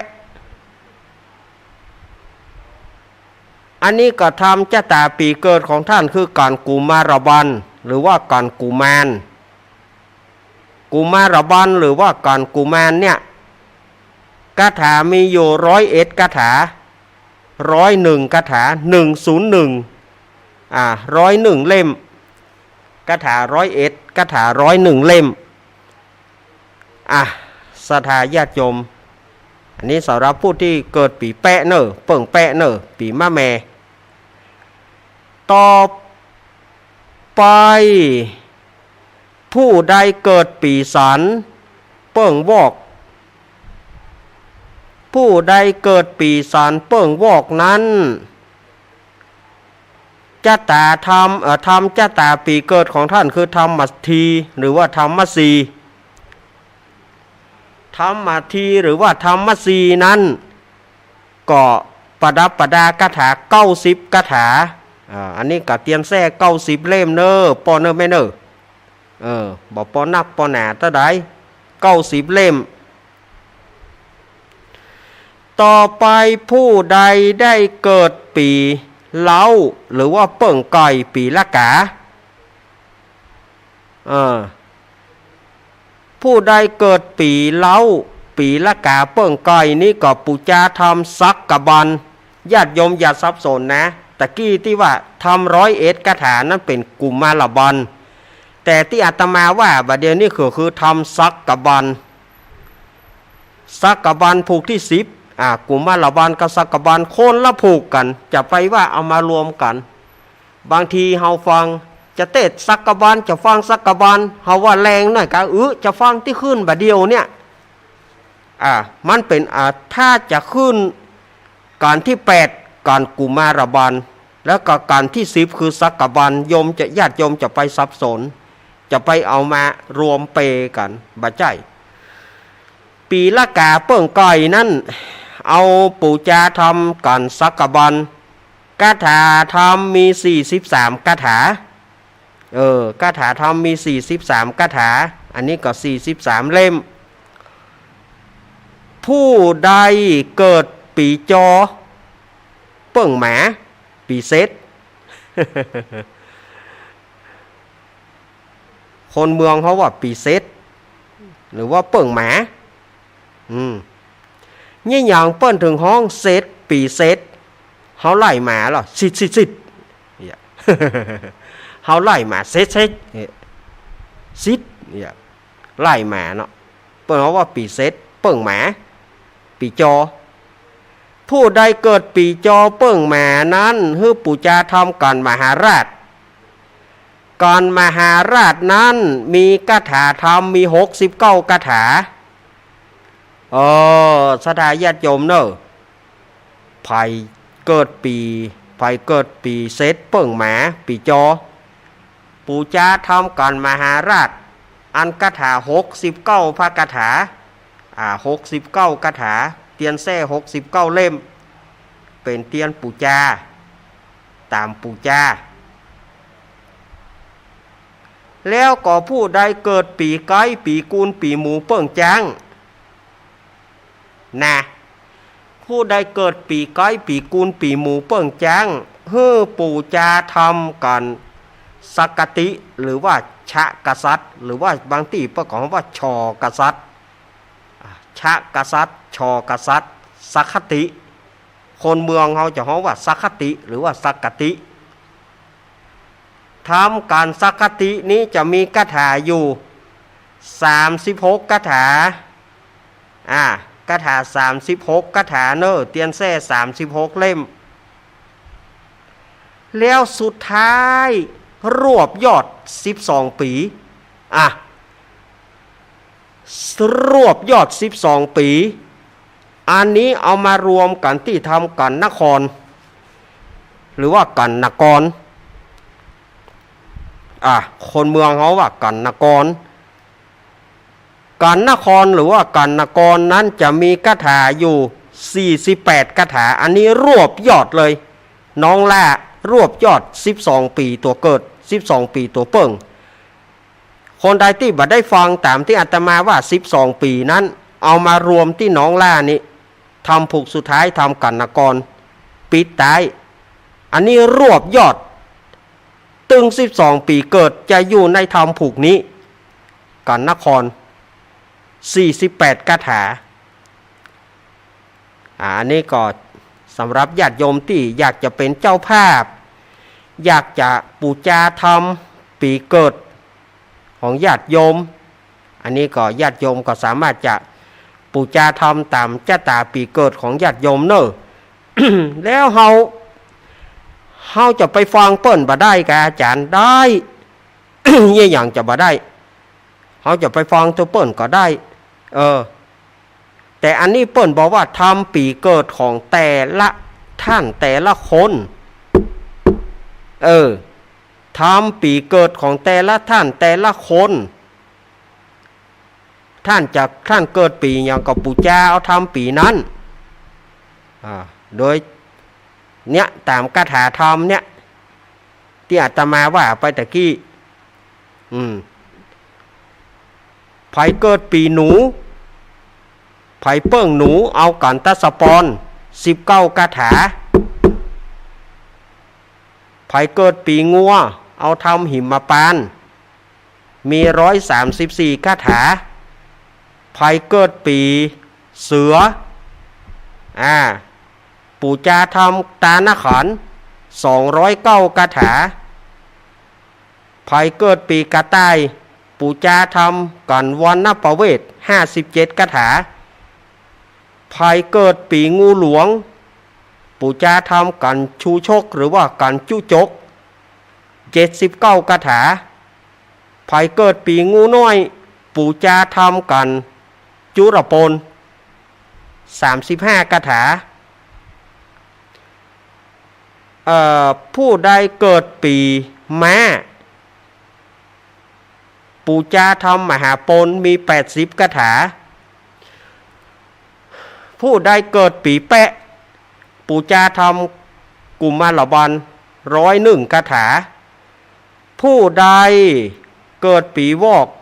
ปู่จากันทำกันมาที90ผู้ใดเกิดปีไก่ปู่จาทำกันสักกบัน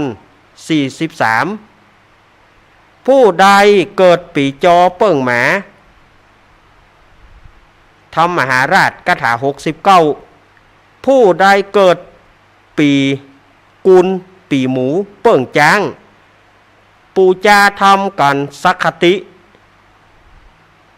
36 คาถาแล้วก็รวบยอดน้องล่าลูกล่าครัวหอมรวบยอด12 ปีตัวเปิ่งรวบยอดตึงหมด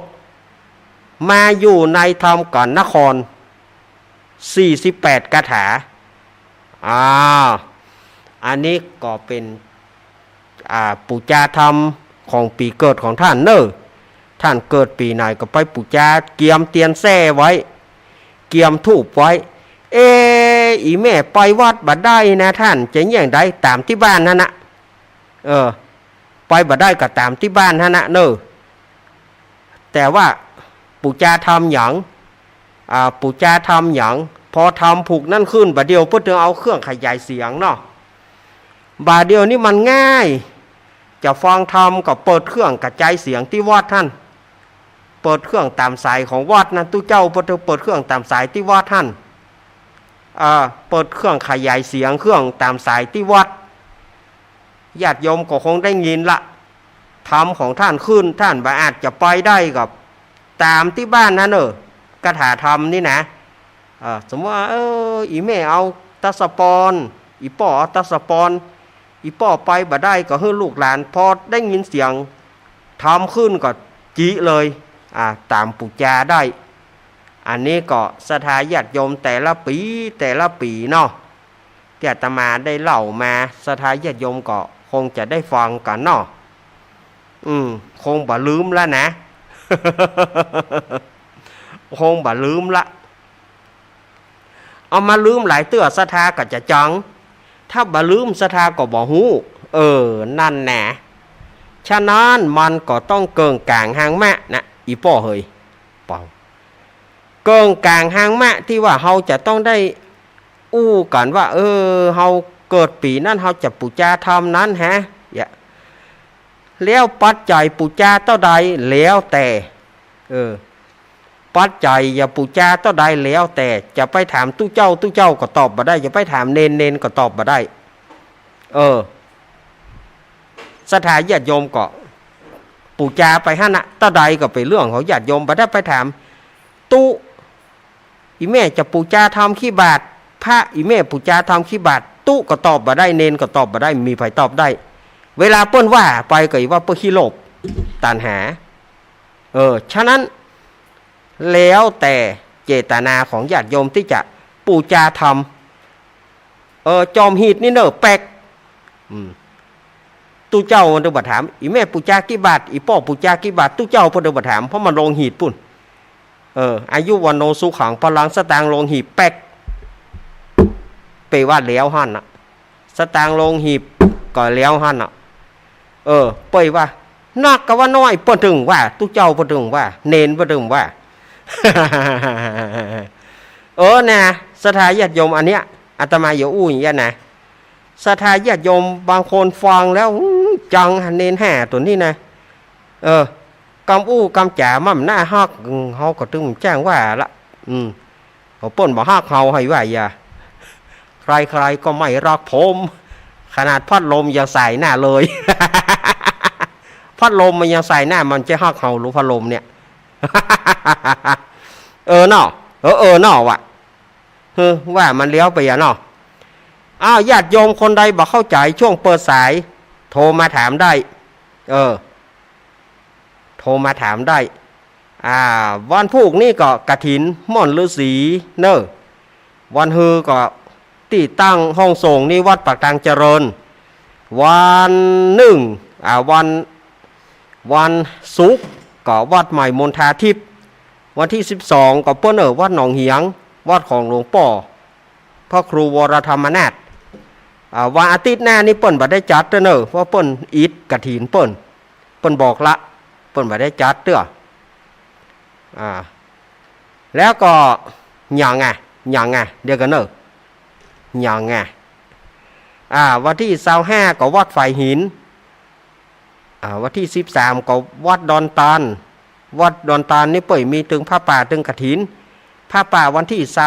กฐินวันที่23ผ้าป่าวันที่26แล้วก็วันที่26ก็ไปถึงวัดอาจารย์วรรณชัยชยานันโทวัดอาตมาภาพแล้วก็หลายวัดอยู่วันที่26วันที่25ตั้งธรรมหลวงที่วัดโขงขาววัดของพระเดชพระคุณหลวงพ่อท่านพระครูสุนทรธรรมานุโยคที่ปรึกษาเจ้าคณะอำเภอดอยหล่อเปิดจะตั้งธรรมวันที่อันนี้ก็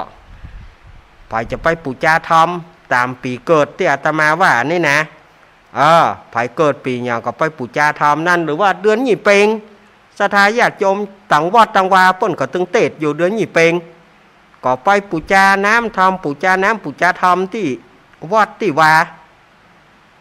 ญาติโยมปูจาธรรมอย่างเกิดปีอย่างก็ปูจาธรรมนั้นเขาจะฟังทั่วไปได้ก็ได้หมดอะเปิ้นบ่ใช่ห้ามเอาละบ่อาตมาก็จะลวดเปิดสายกันเนาะวันนี้จะเปิดสายเจ้าหน่อยบัดเดี๋ยวนี้4 โมงเกิงอาตมาก็จะเปิดสายศรัทธาญาติเพื่อศรัทธาญาติโยมจะได้ถามอย่างพ่องเนาะศรัทธาจะได้ถามอย่างพ่องวันนี้เปิดสายเจ้าเห็นหน่อยมันบอกให้มีสาระตะใดวันนี้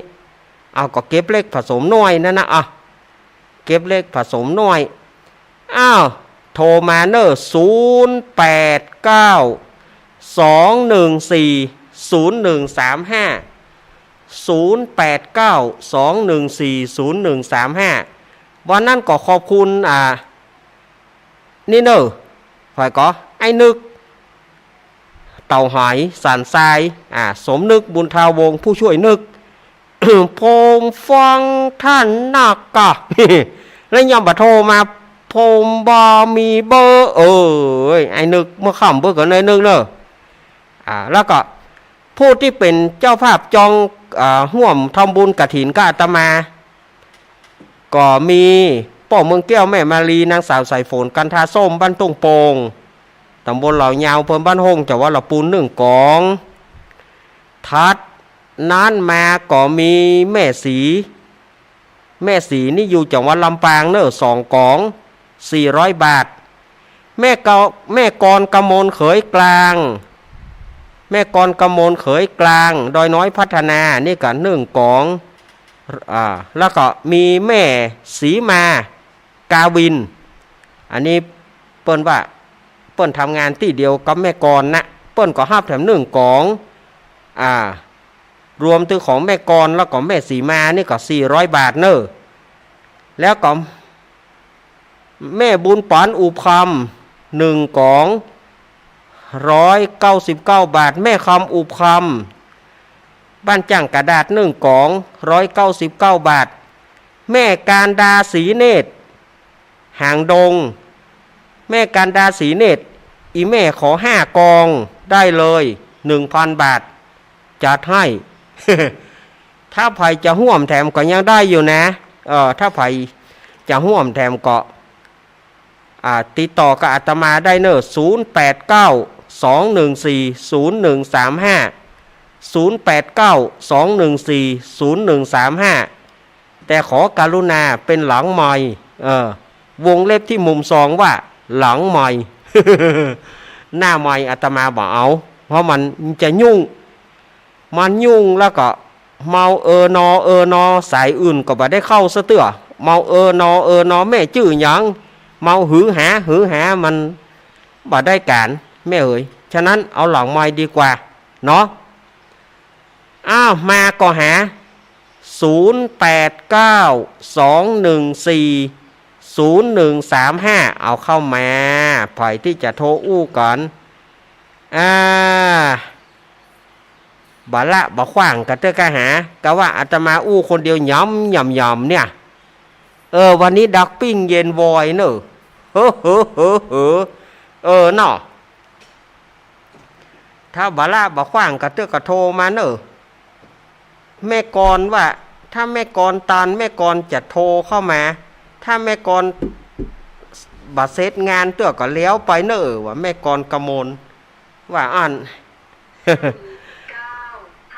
หันโอ้มาละหันเจริญปอนน้องเบี้ยวมาละมาแล้วตะกี้โทรพยายามโทรบัดนี้ครับตะกี้ครับตะกี้บ่ได้เปิดเตื้อกำลังเปิดเนาะกำลังเปิดบัดเดียวนี่ไว้ตาคือกำลังใจนะขอบคุณนักเนอะลืมน้องเบลครับลืมคนนี้นะคะ น้องเบลลืมก่อนไปละก่อนแล้วน้องเบลเฮาเนาะจะเริญปอนจากที่ไหนวิทยุครับแก้วสิงแก้วบ้านกาดโป่งแม่แก้วสิงแก้วมาละแม่แก้วสิงแก้วเฮาไม่ลืมกันเลยไม่ลืมกันเลยไม่ลืมไม่ลืมพังตลอดเจ้าอันอย่างก็เดี๋ยวก่อนลืมไปอย่างละตะกี้บัดจดบัดตันอันอย่างฮะหมอที่ว่าเกิดปีน้ำแย้มค่ะมหาพลแล้วอย่างมั้งกระถามี35กระถากระถามี80กระถา80กระถา80ทำมหาพล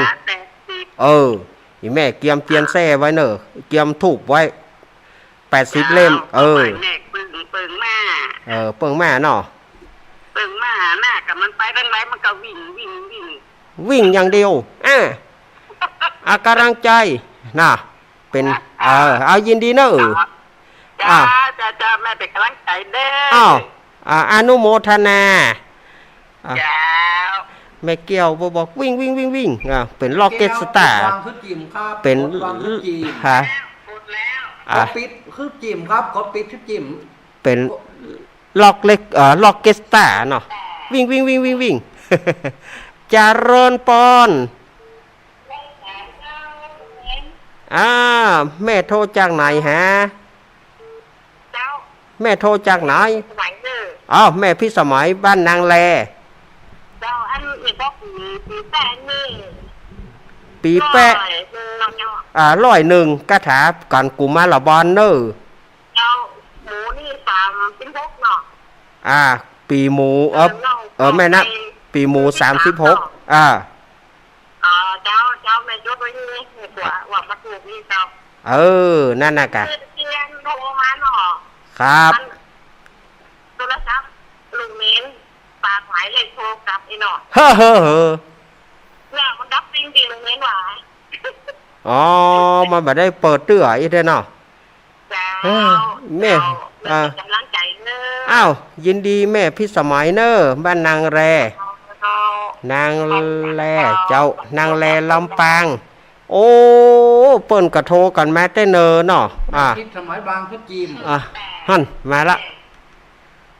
เจริญปอนครับผมนมัสการเข้าหลวงตา แตกเยอะเนาะ ครับผม ชัดเจนค่ะเท่านี้ก่อนเนอะ ครับผมนมัสการเข้าหลวงตาครับผมนมัสการครับหลวงตากฤษปังโมเจริญปอนติดเลี้ยวแม่สีเนาะว่าจะได้หาแม่แต่วันนั้นแม่ก็บอกนามสกุลเลยเนาะครับลืมบอกไปเนาะไม่เป็นไร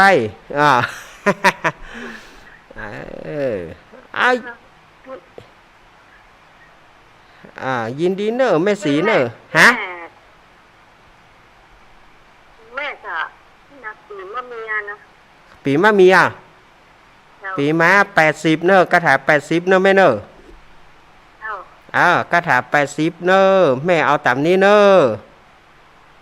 โมทนาเจ้าสาธุแม่สีแม่สีกดวางพุทธจีมครับกดวางพุทธจีมครับวันนี้อาตมาก็ฮ้อนนะขนาดเปิดพัดลมโว่ๆนะอาตมาก็ฮ้อนอยู่ในบริเวณนี้นะมันอู้นักไปกะฮะเนาะ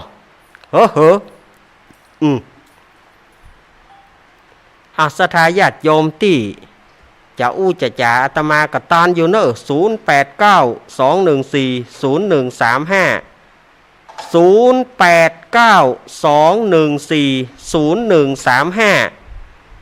เข้ามาว่าอาตมาอู้ไปตะกี้แม่นกอหรือว่าอีแม่โจทย์บัตานอีแม่เกิดปีนั้นเจ้าทำหยังเอาว่ามาเดี๋ยวอาตมาจะจอดเถอะวัดม่อนจอมพอวัดของหลวงปู่นี่เปิ้นจากวันที่17กับ18ส่วนว่าวัดโขงขาวนี่วันที่25เนอะเจริญปอนเจ้าไม่ค่อยถามเปิ้งโนตัวเลขกันไม่จดบัตรตานตะเกียการจุลพลนี่นะจุลพล35คาถา35ครับแล้วก็อันอย่างก็เห็นมันปีชวดเจ้าปีชวดนี่มี19คาถาเนอะทัศพร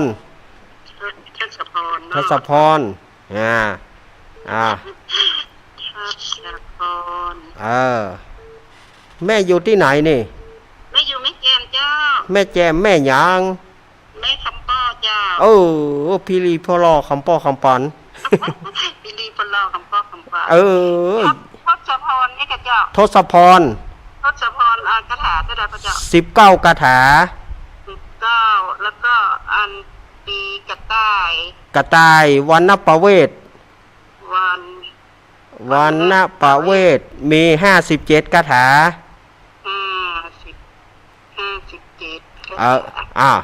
เจ้าขอบคุณเจ้าสาธุส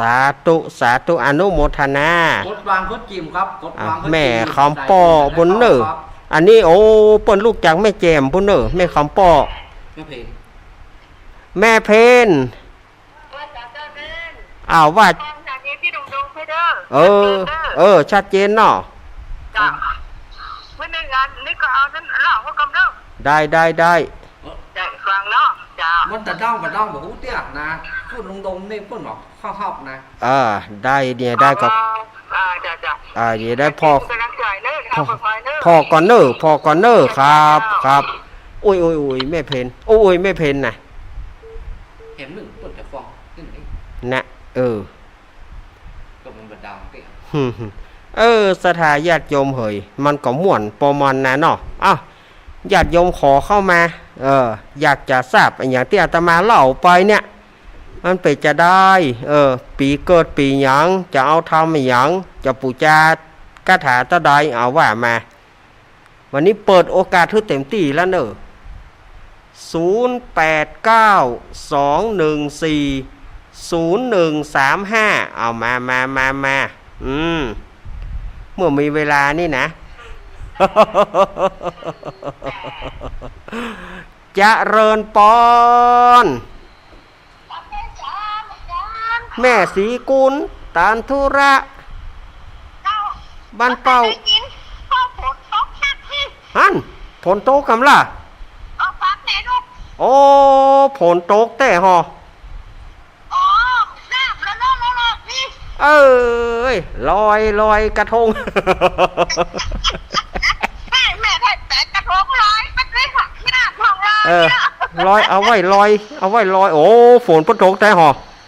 โอ้เป็นกำลังใจแม่เนอะเจ้าแม่ก็เป็นรถใจลูกเงี้ยนะ เจ้า ใจดีนะ เจ้าบึ้งกับฟองแหมเนอะเจ้าพังเนี่ยเจ้าลูกเงี้ยจบกูแหละ เจ้าโอ้ฝนบ้านเปิ่นโตกหอ ตอนนี้ต้องจับลึกอ่ะ เอ้ยอ้าวยินดีเนอะแม่เนอะ เจ้าผ้ากับผ้าหูดีอ่ะนะ ก็ดีอ่ะมันบ่ห้องก่อ เจ้า อ้าวยินดีเนอะอันกาฟ้าห้องก็ยังแควนนะขันนั้นจะไปขาแหลมอันขาแหลมนี่มันน่าแกนะมันถึงดักหมดอ่ะเนอะความสะดุ้งตกใจหมดนะขาแหลมนี่นะ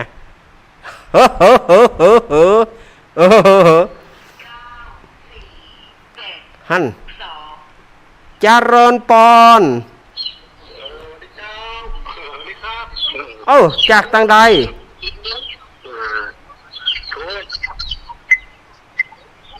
โทษจากทางใดป่อ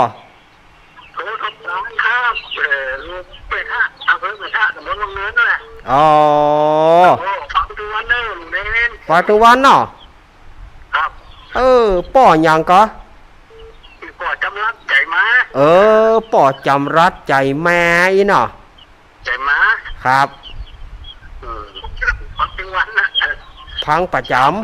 ฟังนะประจำอ่ะครับขาดมาได้เนาะยินดีป่อเนอไก่กับนกกะดูยินดีป่อเนอครับป่อจำรัดใจแม่ป่อจำรัดกดวางเขาจิ้มครับป่อจำรัดเนาะเพราะนกกะอย่างกะไก่กะดูเงียบๆเพียค่ำแล้วเนาะมันจะเข้าหากรเนาะไก่จะเข้าหากรเสียงกลุกปลูกควันน่ะลูกตอบเจี๊ยบเสียงลั่นทั้งที่ขวัญเขย่า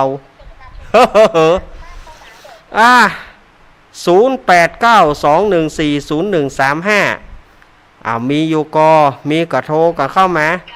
ม่วนพ่องบ่ม่วนพ่องนั่นเจริญปอนแม่โทรจากน้อยสารปีนะแม่ยังแม่สายทองเจ้าแม่สายทองแม่สายทองอินทจักรแม่สายทองอินทจักรเนาะแม่จะถามว่าปีฉลูอันอย่างก็ปีฉลูหิมพานต์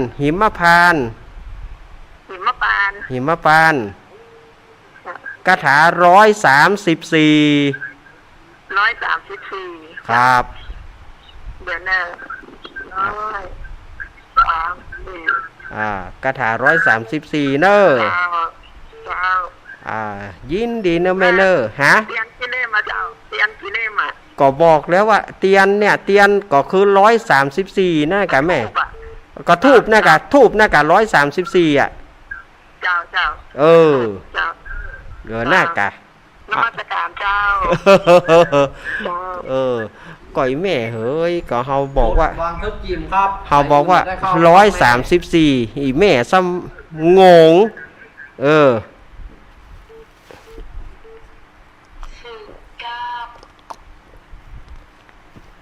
เจริญปอน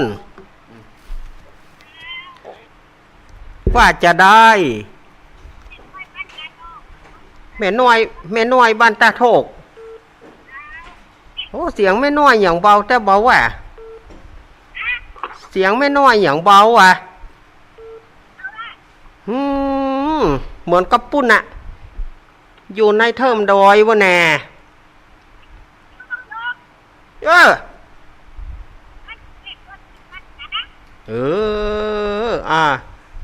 อนุโมทนาก่อนเนอโอ้โหอีแม่เฮ้ยอีแม่มันไปอยู่ไหน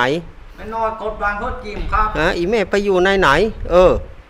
น้อยเพิ่งว่าเสียงไม่น้อยแต่หอ ไม่น้อยครับกดวางเขาจิ้มครับ เนาะเสียงไม่น้อยหอ ไม่น้อยครับไม่น้อยได้ยินผมเหรอครับวางเลยกดเลยน่ะต้นวางแล้ว0892140135เอาโทรเข้ามาศรัทธาญาติโยมอยู่จุดไหนมองใดใครอูใครจ๋าหรือว่าจะถามคาถาธรรมก็ได้เนอะถามคาถาธรรมแต่กี้แม่เข้าใจคาดเคลื่อน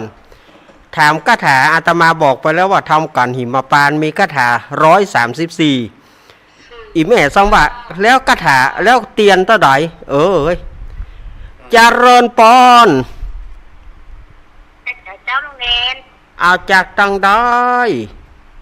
จากบ้านเจ็ดยอดเจ้า4เจ้าแม่หลงกะแม่หลงเจ็ดยอดกะแม่หลวงกะก็มาใกล้เจ้าก็แม่เป็นจมาดเจ้าแม่เป็นจมาดอีหนอฟังลูกเรียนกับเจ้าวันนี้ดีใจเท่าวันนี้ดีใจเนาะเจ้าไอ้ยาดีใจก็ดีแล้วแม่เฮ้ยครับแม่เบนจมาดเฮาก็กันไปปล่อยก้อยตัวบะเล่นเฮาก็ไปใส่ภาษาไปใส่ภาษายองใส่เปิ้นนึกว่าแม่หลวงนึกว่าแม่หลวงไอ้พงไปไหนฮะเจริญปอนมาใหม่ลูกใหม่นั่งใหม่ติดหนู ลูกใหม่นั่งใหม่ลูก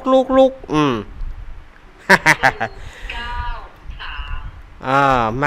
าใหม่เนอะเจริญปอนเจริญปอนเจริญสุขเจริญชัยว่าจะได้โยมเอาไปโค้นอย่างน่ะไปโค้นอย่างเตื้อกะโทรมาเลยอู้เลยไปโค้นอย่างนั้นน่ะอู้เลยไปโค้นเตื้อฮอจะไปฟังโค้นอย่างเตื้อจะไปฟังเตะอย่างเตื้อจะกินขนมไปเตะขนมตายละเดี๋ยวก็กินน่ะก็เดี๋ยวก็กินน่ะจะไปเตะขนมตัวไปแกะขนมตัวโอ้ยกลัวไปได้กินอย่างขนมน่ะบอกว่า0892140135นะจะไปกินด้วยกับขนมน่ะอย่าไปแกะตัวถ้าอยากก็บอกข้าวเกี๊ยวกับกล้วยฉาบนี่ตะกี้นะ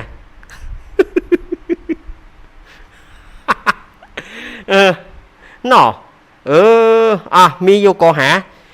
วันนี้ฟังแม่อายชัยประการอย่างดักวิทย์เนี่ยถ้าจะบัดได้ยินน่ะมอก้าในวันนี้แม่สีทอนแม่สีทอนแม่สาวรักษ์ป่อน้อยบุญปอนป่อบุญศรียานะเจริญปอนเจริญปอนเจริญปอนปิดวิทยุก่อนโยมการมาสกัดเจ้าแม่ยังลำปางเจ้าแม่นำไม่หนอเจ้าลำปางแล้วเจ้าเขาปีเทาะที่กระถางเจ้าปีเทาะ57กระถา57แล้วเขามัดเป็นจับเพื่อ3เขากับมัดถึงเวลาที่ทำจะขึ้นกับไปตามนอกหน้าวิหารหน้าศาลาพวกกะปูจาทำเนาะเจ้า สาธุสาธุเนออีแม่เฮยลำปางมานะวันนี้ฟังบ่มาก ดวางพูดจิมครับ ไม่อายก็บ่มาชัยประกันก็บ่มาวันนี้ พูดจิมครับแม่ ไปทางใดหาเนาะ สายอื่นแต่ได้เข้าครับแม่ เออแม่ อีแม่เฮยเฮานี่ปวดหัวนะแต่ละคนนี่นะจะเริญปอนเอาจากทางใดป่อ คนปกติที่อยู่ จากสารปีครับ สาลาปีป่อหยังป่อหยังป่อชื่อหยัง พ่อชื่อสาม สังทองแน่เนาะ ครับ อีป่อว่าจะหา จะตาในวัดคนเนี้ยมาได้เมื่อครับพ่อจ๋า สืบจะตาในวัดก็แล้วแต่งานของประเพณีทางบ้านป่อกันอันนี้เฮาก็บ่อาจที่จะว่าได้เนาะ ไม่ใช่วัดของ วัดของลูกเนนกะ ครับ 1 เมษายน 67ในวัด 1 เมษายน 67เจริญปอนปอนครับ อีกะอีป่อหังถามบ่จ่ายหอมเพิ่นเน กดวางพูดจิมครับพ่อ อีป่อถามบ่จ่ายเวลาเปิ้นเนเนาะอาตมาก็จะไปฮู้อ่ะอีป่อเหยอีป่อเหยฮ่าอย่าอาตมาเล่นไปอย่าไปสถาจะไปถือเนอะจะไปถือเนอะขณะนี้เวลาบ่าย 53 นา ก็ ที ยังเหลือเวลาแถมเนาะแถม5 นาที5 นาทีวันนี้ฝางไปไหนฮะเจริญปอนเจริญปอนติดแล้วหลุดกันเนี่ยบ่มีสัญญาณ บรรลุ อู้มาเลยจะ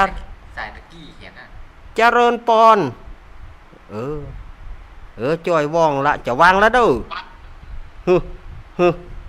บ่อู้ก็วางละ เขาคนวางคนเดียว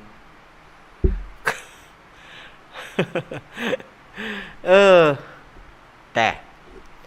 มันรู้หมดแล้วสายอื่นที่เข้ามาถ้าเรากดวางก็คือไปหมดเลยป่ออีแม่เอ๋ยไปหมดถ้าเรากดวางเรากดขวางก็คือไปหมดรู้แล้วแตวลูกยำเตาไอ้แม่เอ๋ยอันเอามากำล้อจะเริญปอน นมัสการเจ้า อัน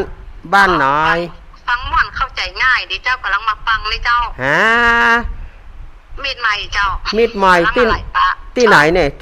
งแต่เจ้าแล้วเจ้า ที่ไหนเนี่ยแม่ อยู่แม่ให้เงินโดยสเก็ตเจ้า แม่ห้อยเงินดอยสะเก็ตเนาะ เจ้า แม่ยาง แม่เครือวันเจ้า แม่เครือวันอันแม่ฟังจาก104กะ104กะ เจ้า อ มาหลายปะตอนที่ตู้บอกที่อย่างที่ประเทศทำมาอย่างน่ะ ทำหลวงทำมหาจารย์เนาะ เจ้านะก็เลยยุดฟังมันม่วนดีเนาะเข้าใจง่ายโดยยินดีแม่เนอ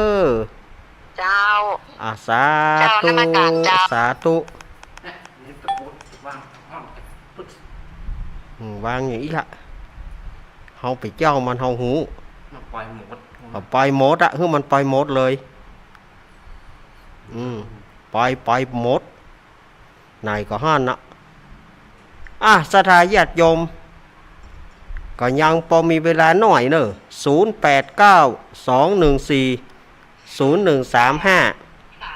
เมื่อเพลง เจริญปอนแม่เพน เจ้าถ้าเด็ดเด้อเขาส่งกลางประเด็นเด้อ ดังแล้วเนาะ ออกแล้วเจ้าเนาะเจ้าพอมีเวลา นี่เนาะชยโยชยโย ได้อยู่แต่กูหมดเด็ดอย่าง ปอว่ามาแต่ป้าพระตวบก็ใกล้แจ้ง สาย ป้าจีนแห้งก็เมื่อเขี้ยวบดี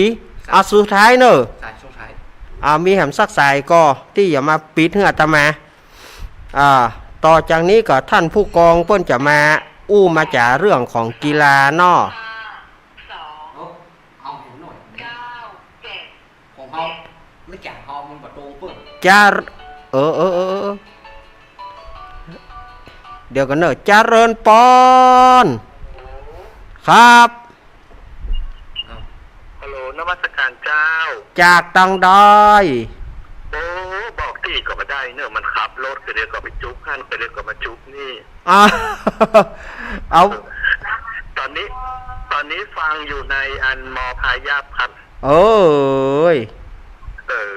แต่ฟังของท่านเนี่ยเสร็จแล้วก็อันไหนอย่างก็บอกว่าท่านอยู่วัดใดอย่าประกาศวัดหน่อยเหรอ วัดสันเมืองตำบลหนองร่องอำเภอเวียงหนองร่องจังหวัดลำพูน อ๋อเป็นยองกันนี่ก็ป้อได้นะกะย่องก็ได้ จ้า ครับ อ๋อเนี่ยอันท่าน ฮะ ชอบที่สุดของท่านบอกว่าแบบเจ้าเล่าเรื่องเทศชอบกำอู้ท่านกำอู้ท่านเป็นกำเมืองเดียวเป็นผู้ไปคูตังใดมาตากำเมืองแบบเก่าแต่ขี้อะไรอย่างก็อันดักแซฟเนี่ยต้องบอกว่าเงียบจ้อยอีกอะเงียบก็จ้อยดักเดียวชอบฟังอยู่แต่ว่าแต่บัดเดียวท่านออกมาเป็นเวลาเนาะวันใดแค่ออกก็ออกก็ว่าใหญ่บาใจของอาตมาเนี่ยคือวันนี้วันอังคารแต่กูเตื่อนี่อาตมากับแตนครูบาอาจารย์ไปอะกะเอาไปเลยกะเนาะครับกับแตนครูบาอาจารย์ไปมันจังลืมวันอังคารน่ะยังบ่ออกถึงวันยังบ่ออกก็มันเปิ้นมีผังรายการเขาเปิ้นเนาะป่อครับเปิ้นมีรายการเขาเปิ้นเนาะโยมเจ้าชอบฟังถ้ารู้เป็นกำเมืองแบบเก่าดีพยายามจะโจทย์ไว้แต่มันโจทย์มาตันยินดีเนอโยมป่อเนอเจ้ายินดีเนอเนาะมันก็ตามผังรายการของครูบาอาจารย์ผังรายการอาตมาพ่องสายสุดท้ายแล้วสุดท้ายแต่เนอจะเริญปอนปิดวิทยุก่อนปิดวิทยุก่อนไปดื้อกะเขียนนะโทรจังไหนเนี่ยแม่จากมาคอยใต้นะจ๊ะยายแดง ยายแดงดอกตาร่อมฟังอยู่เนื้อเนาะสวัสดีพี่เจนะเนื้อแล้วอกแล้วใจยายแดง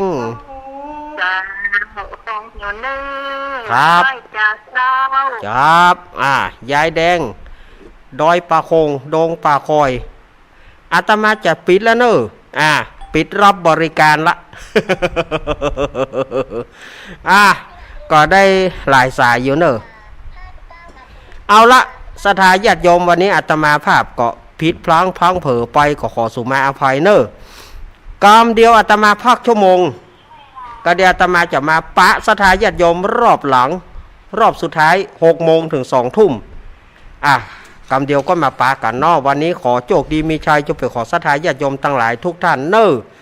จัตตารโอธรรมาวัฏันติอายุวโนสุขังพระลา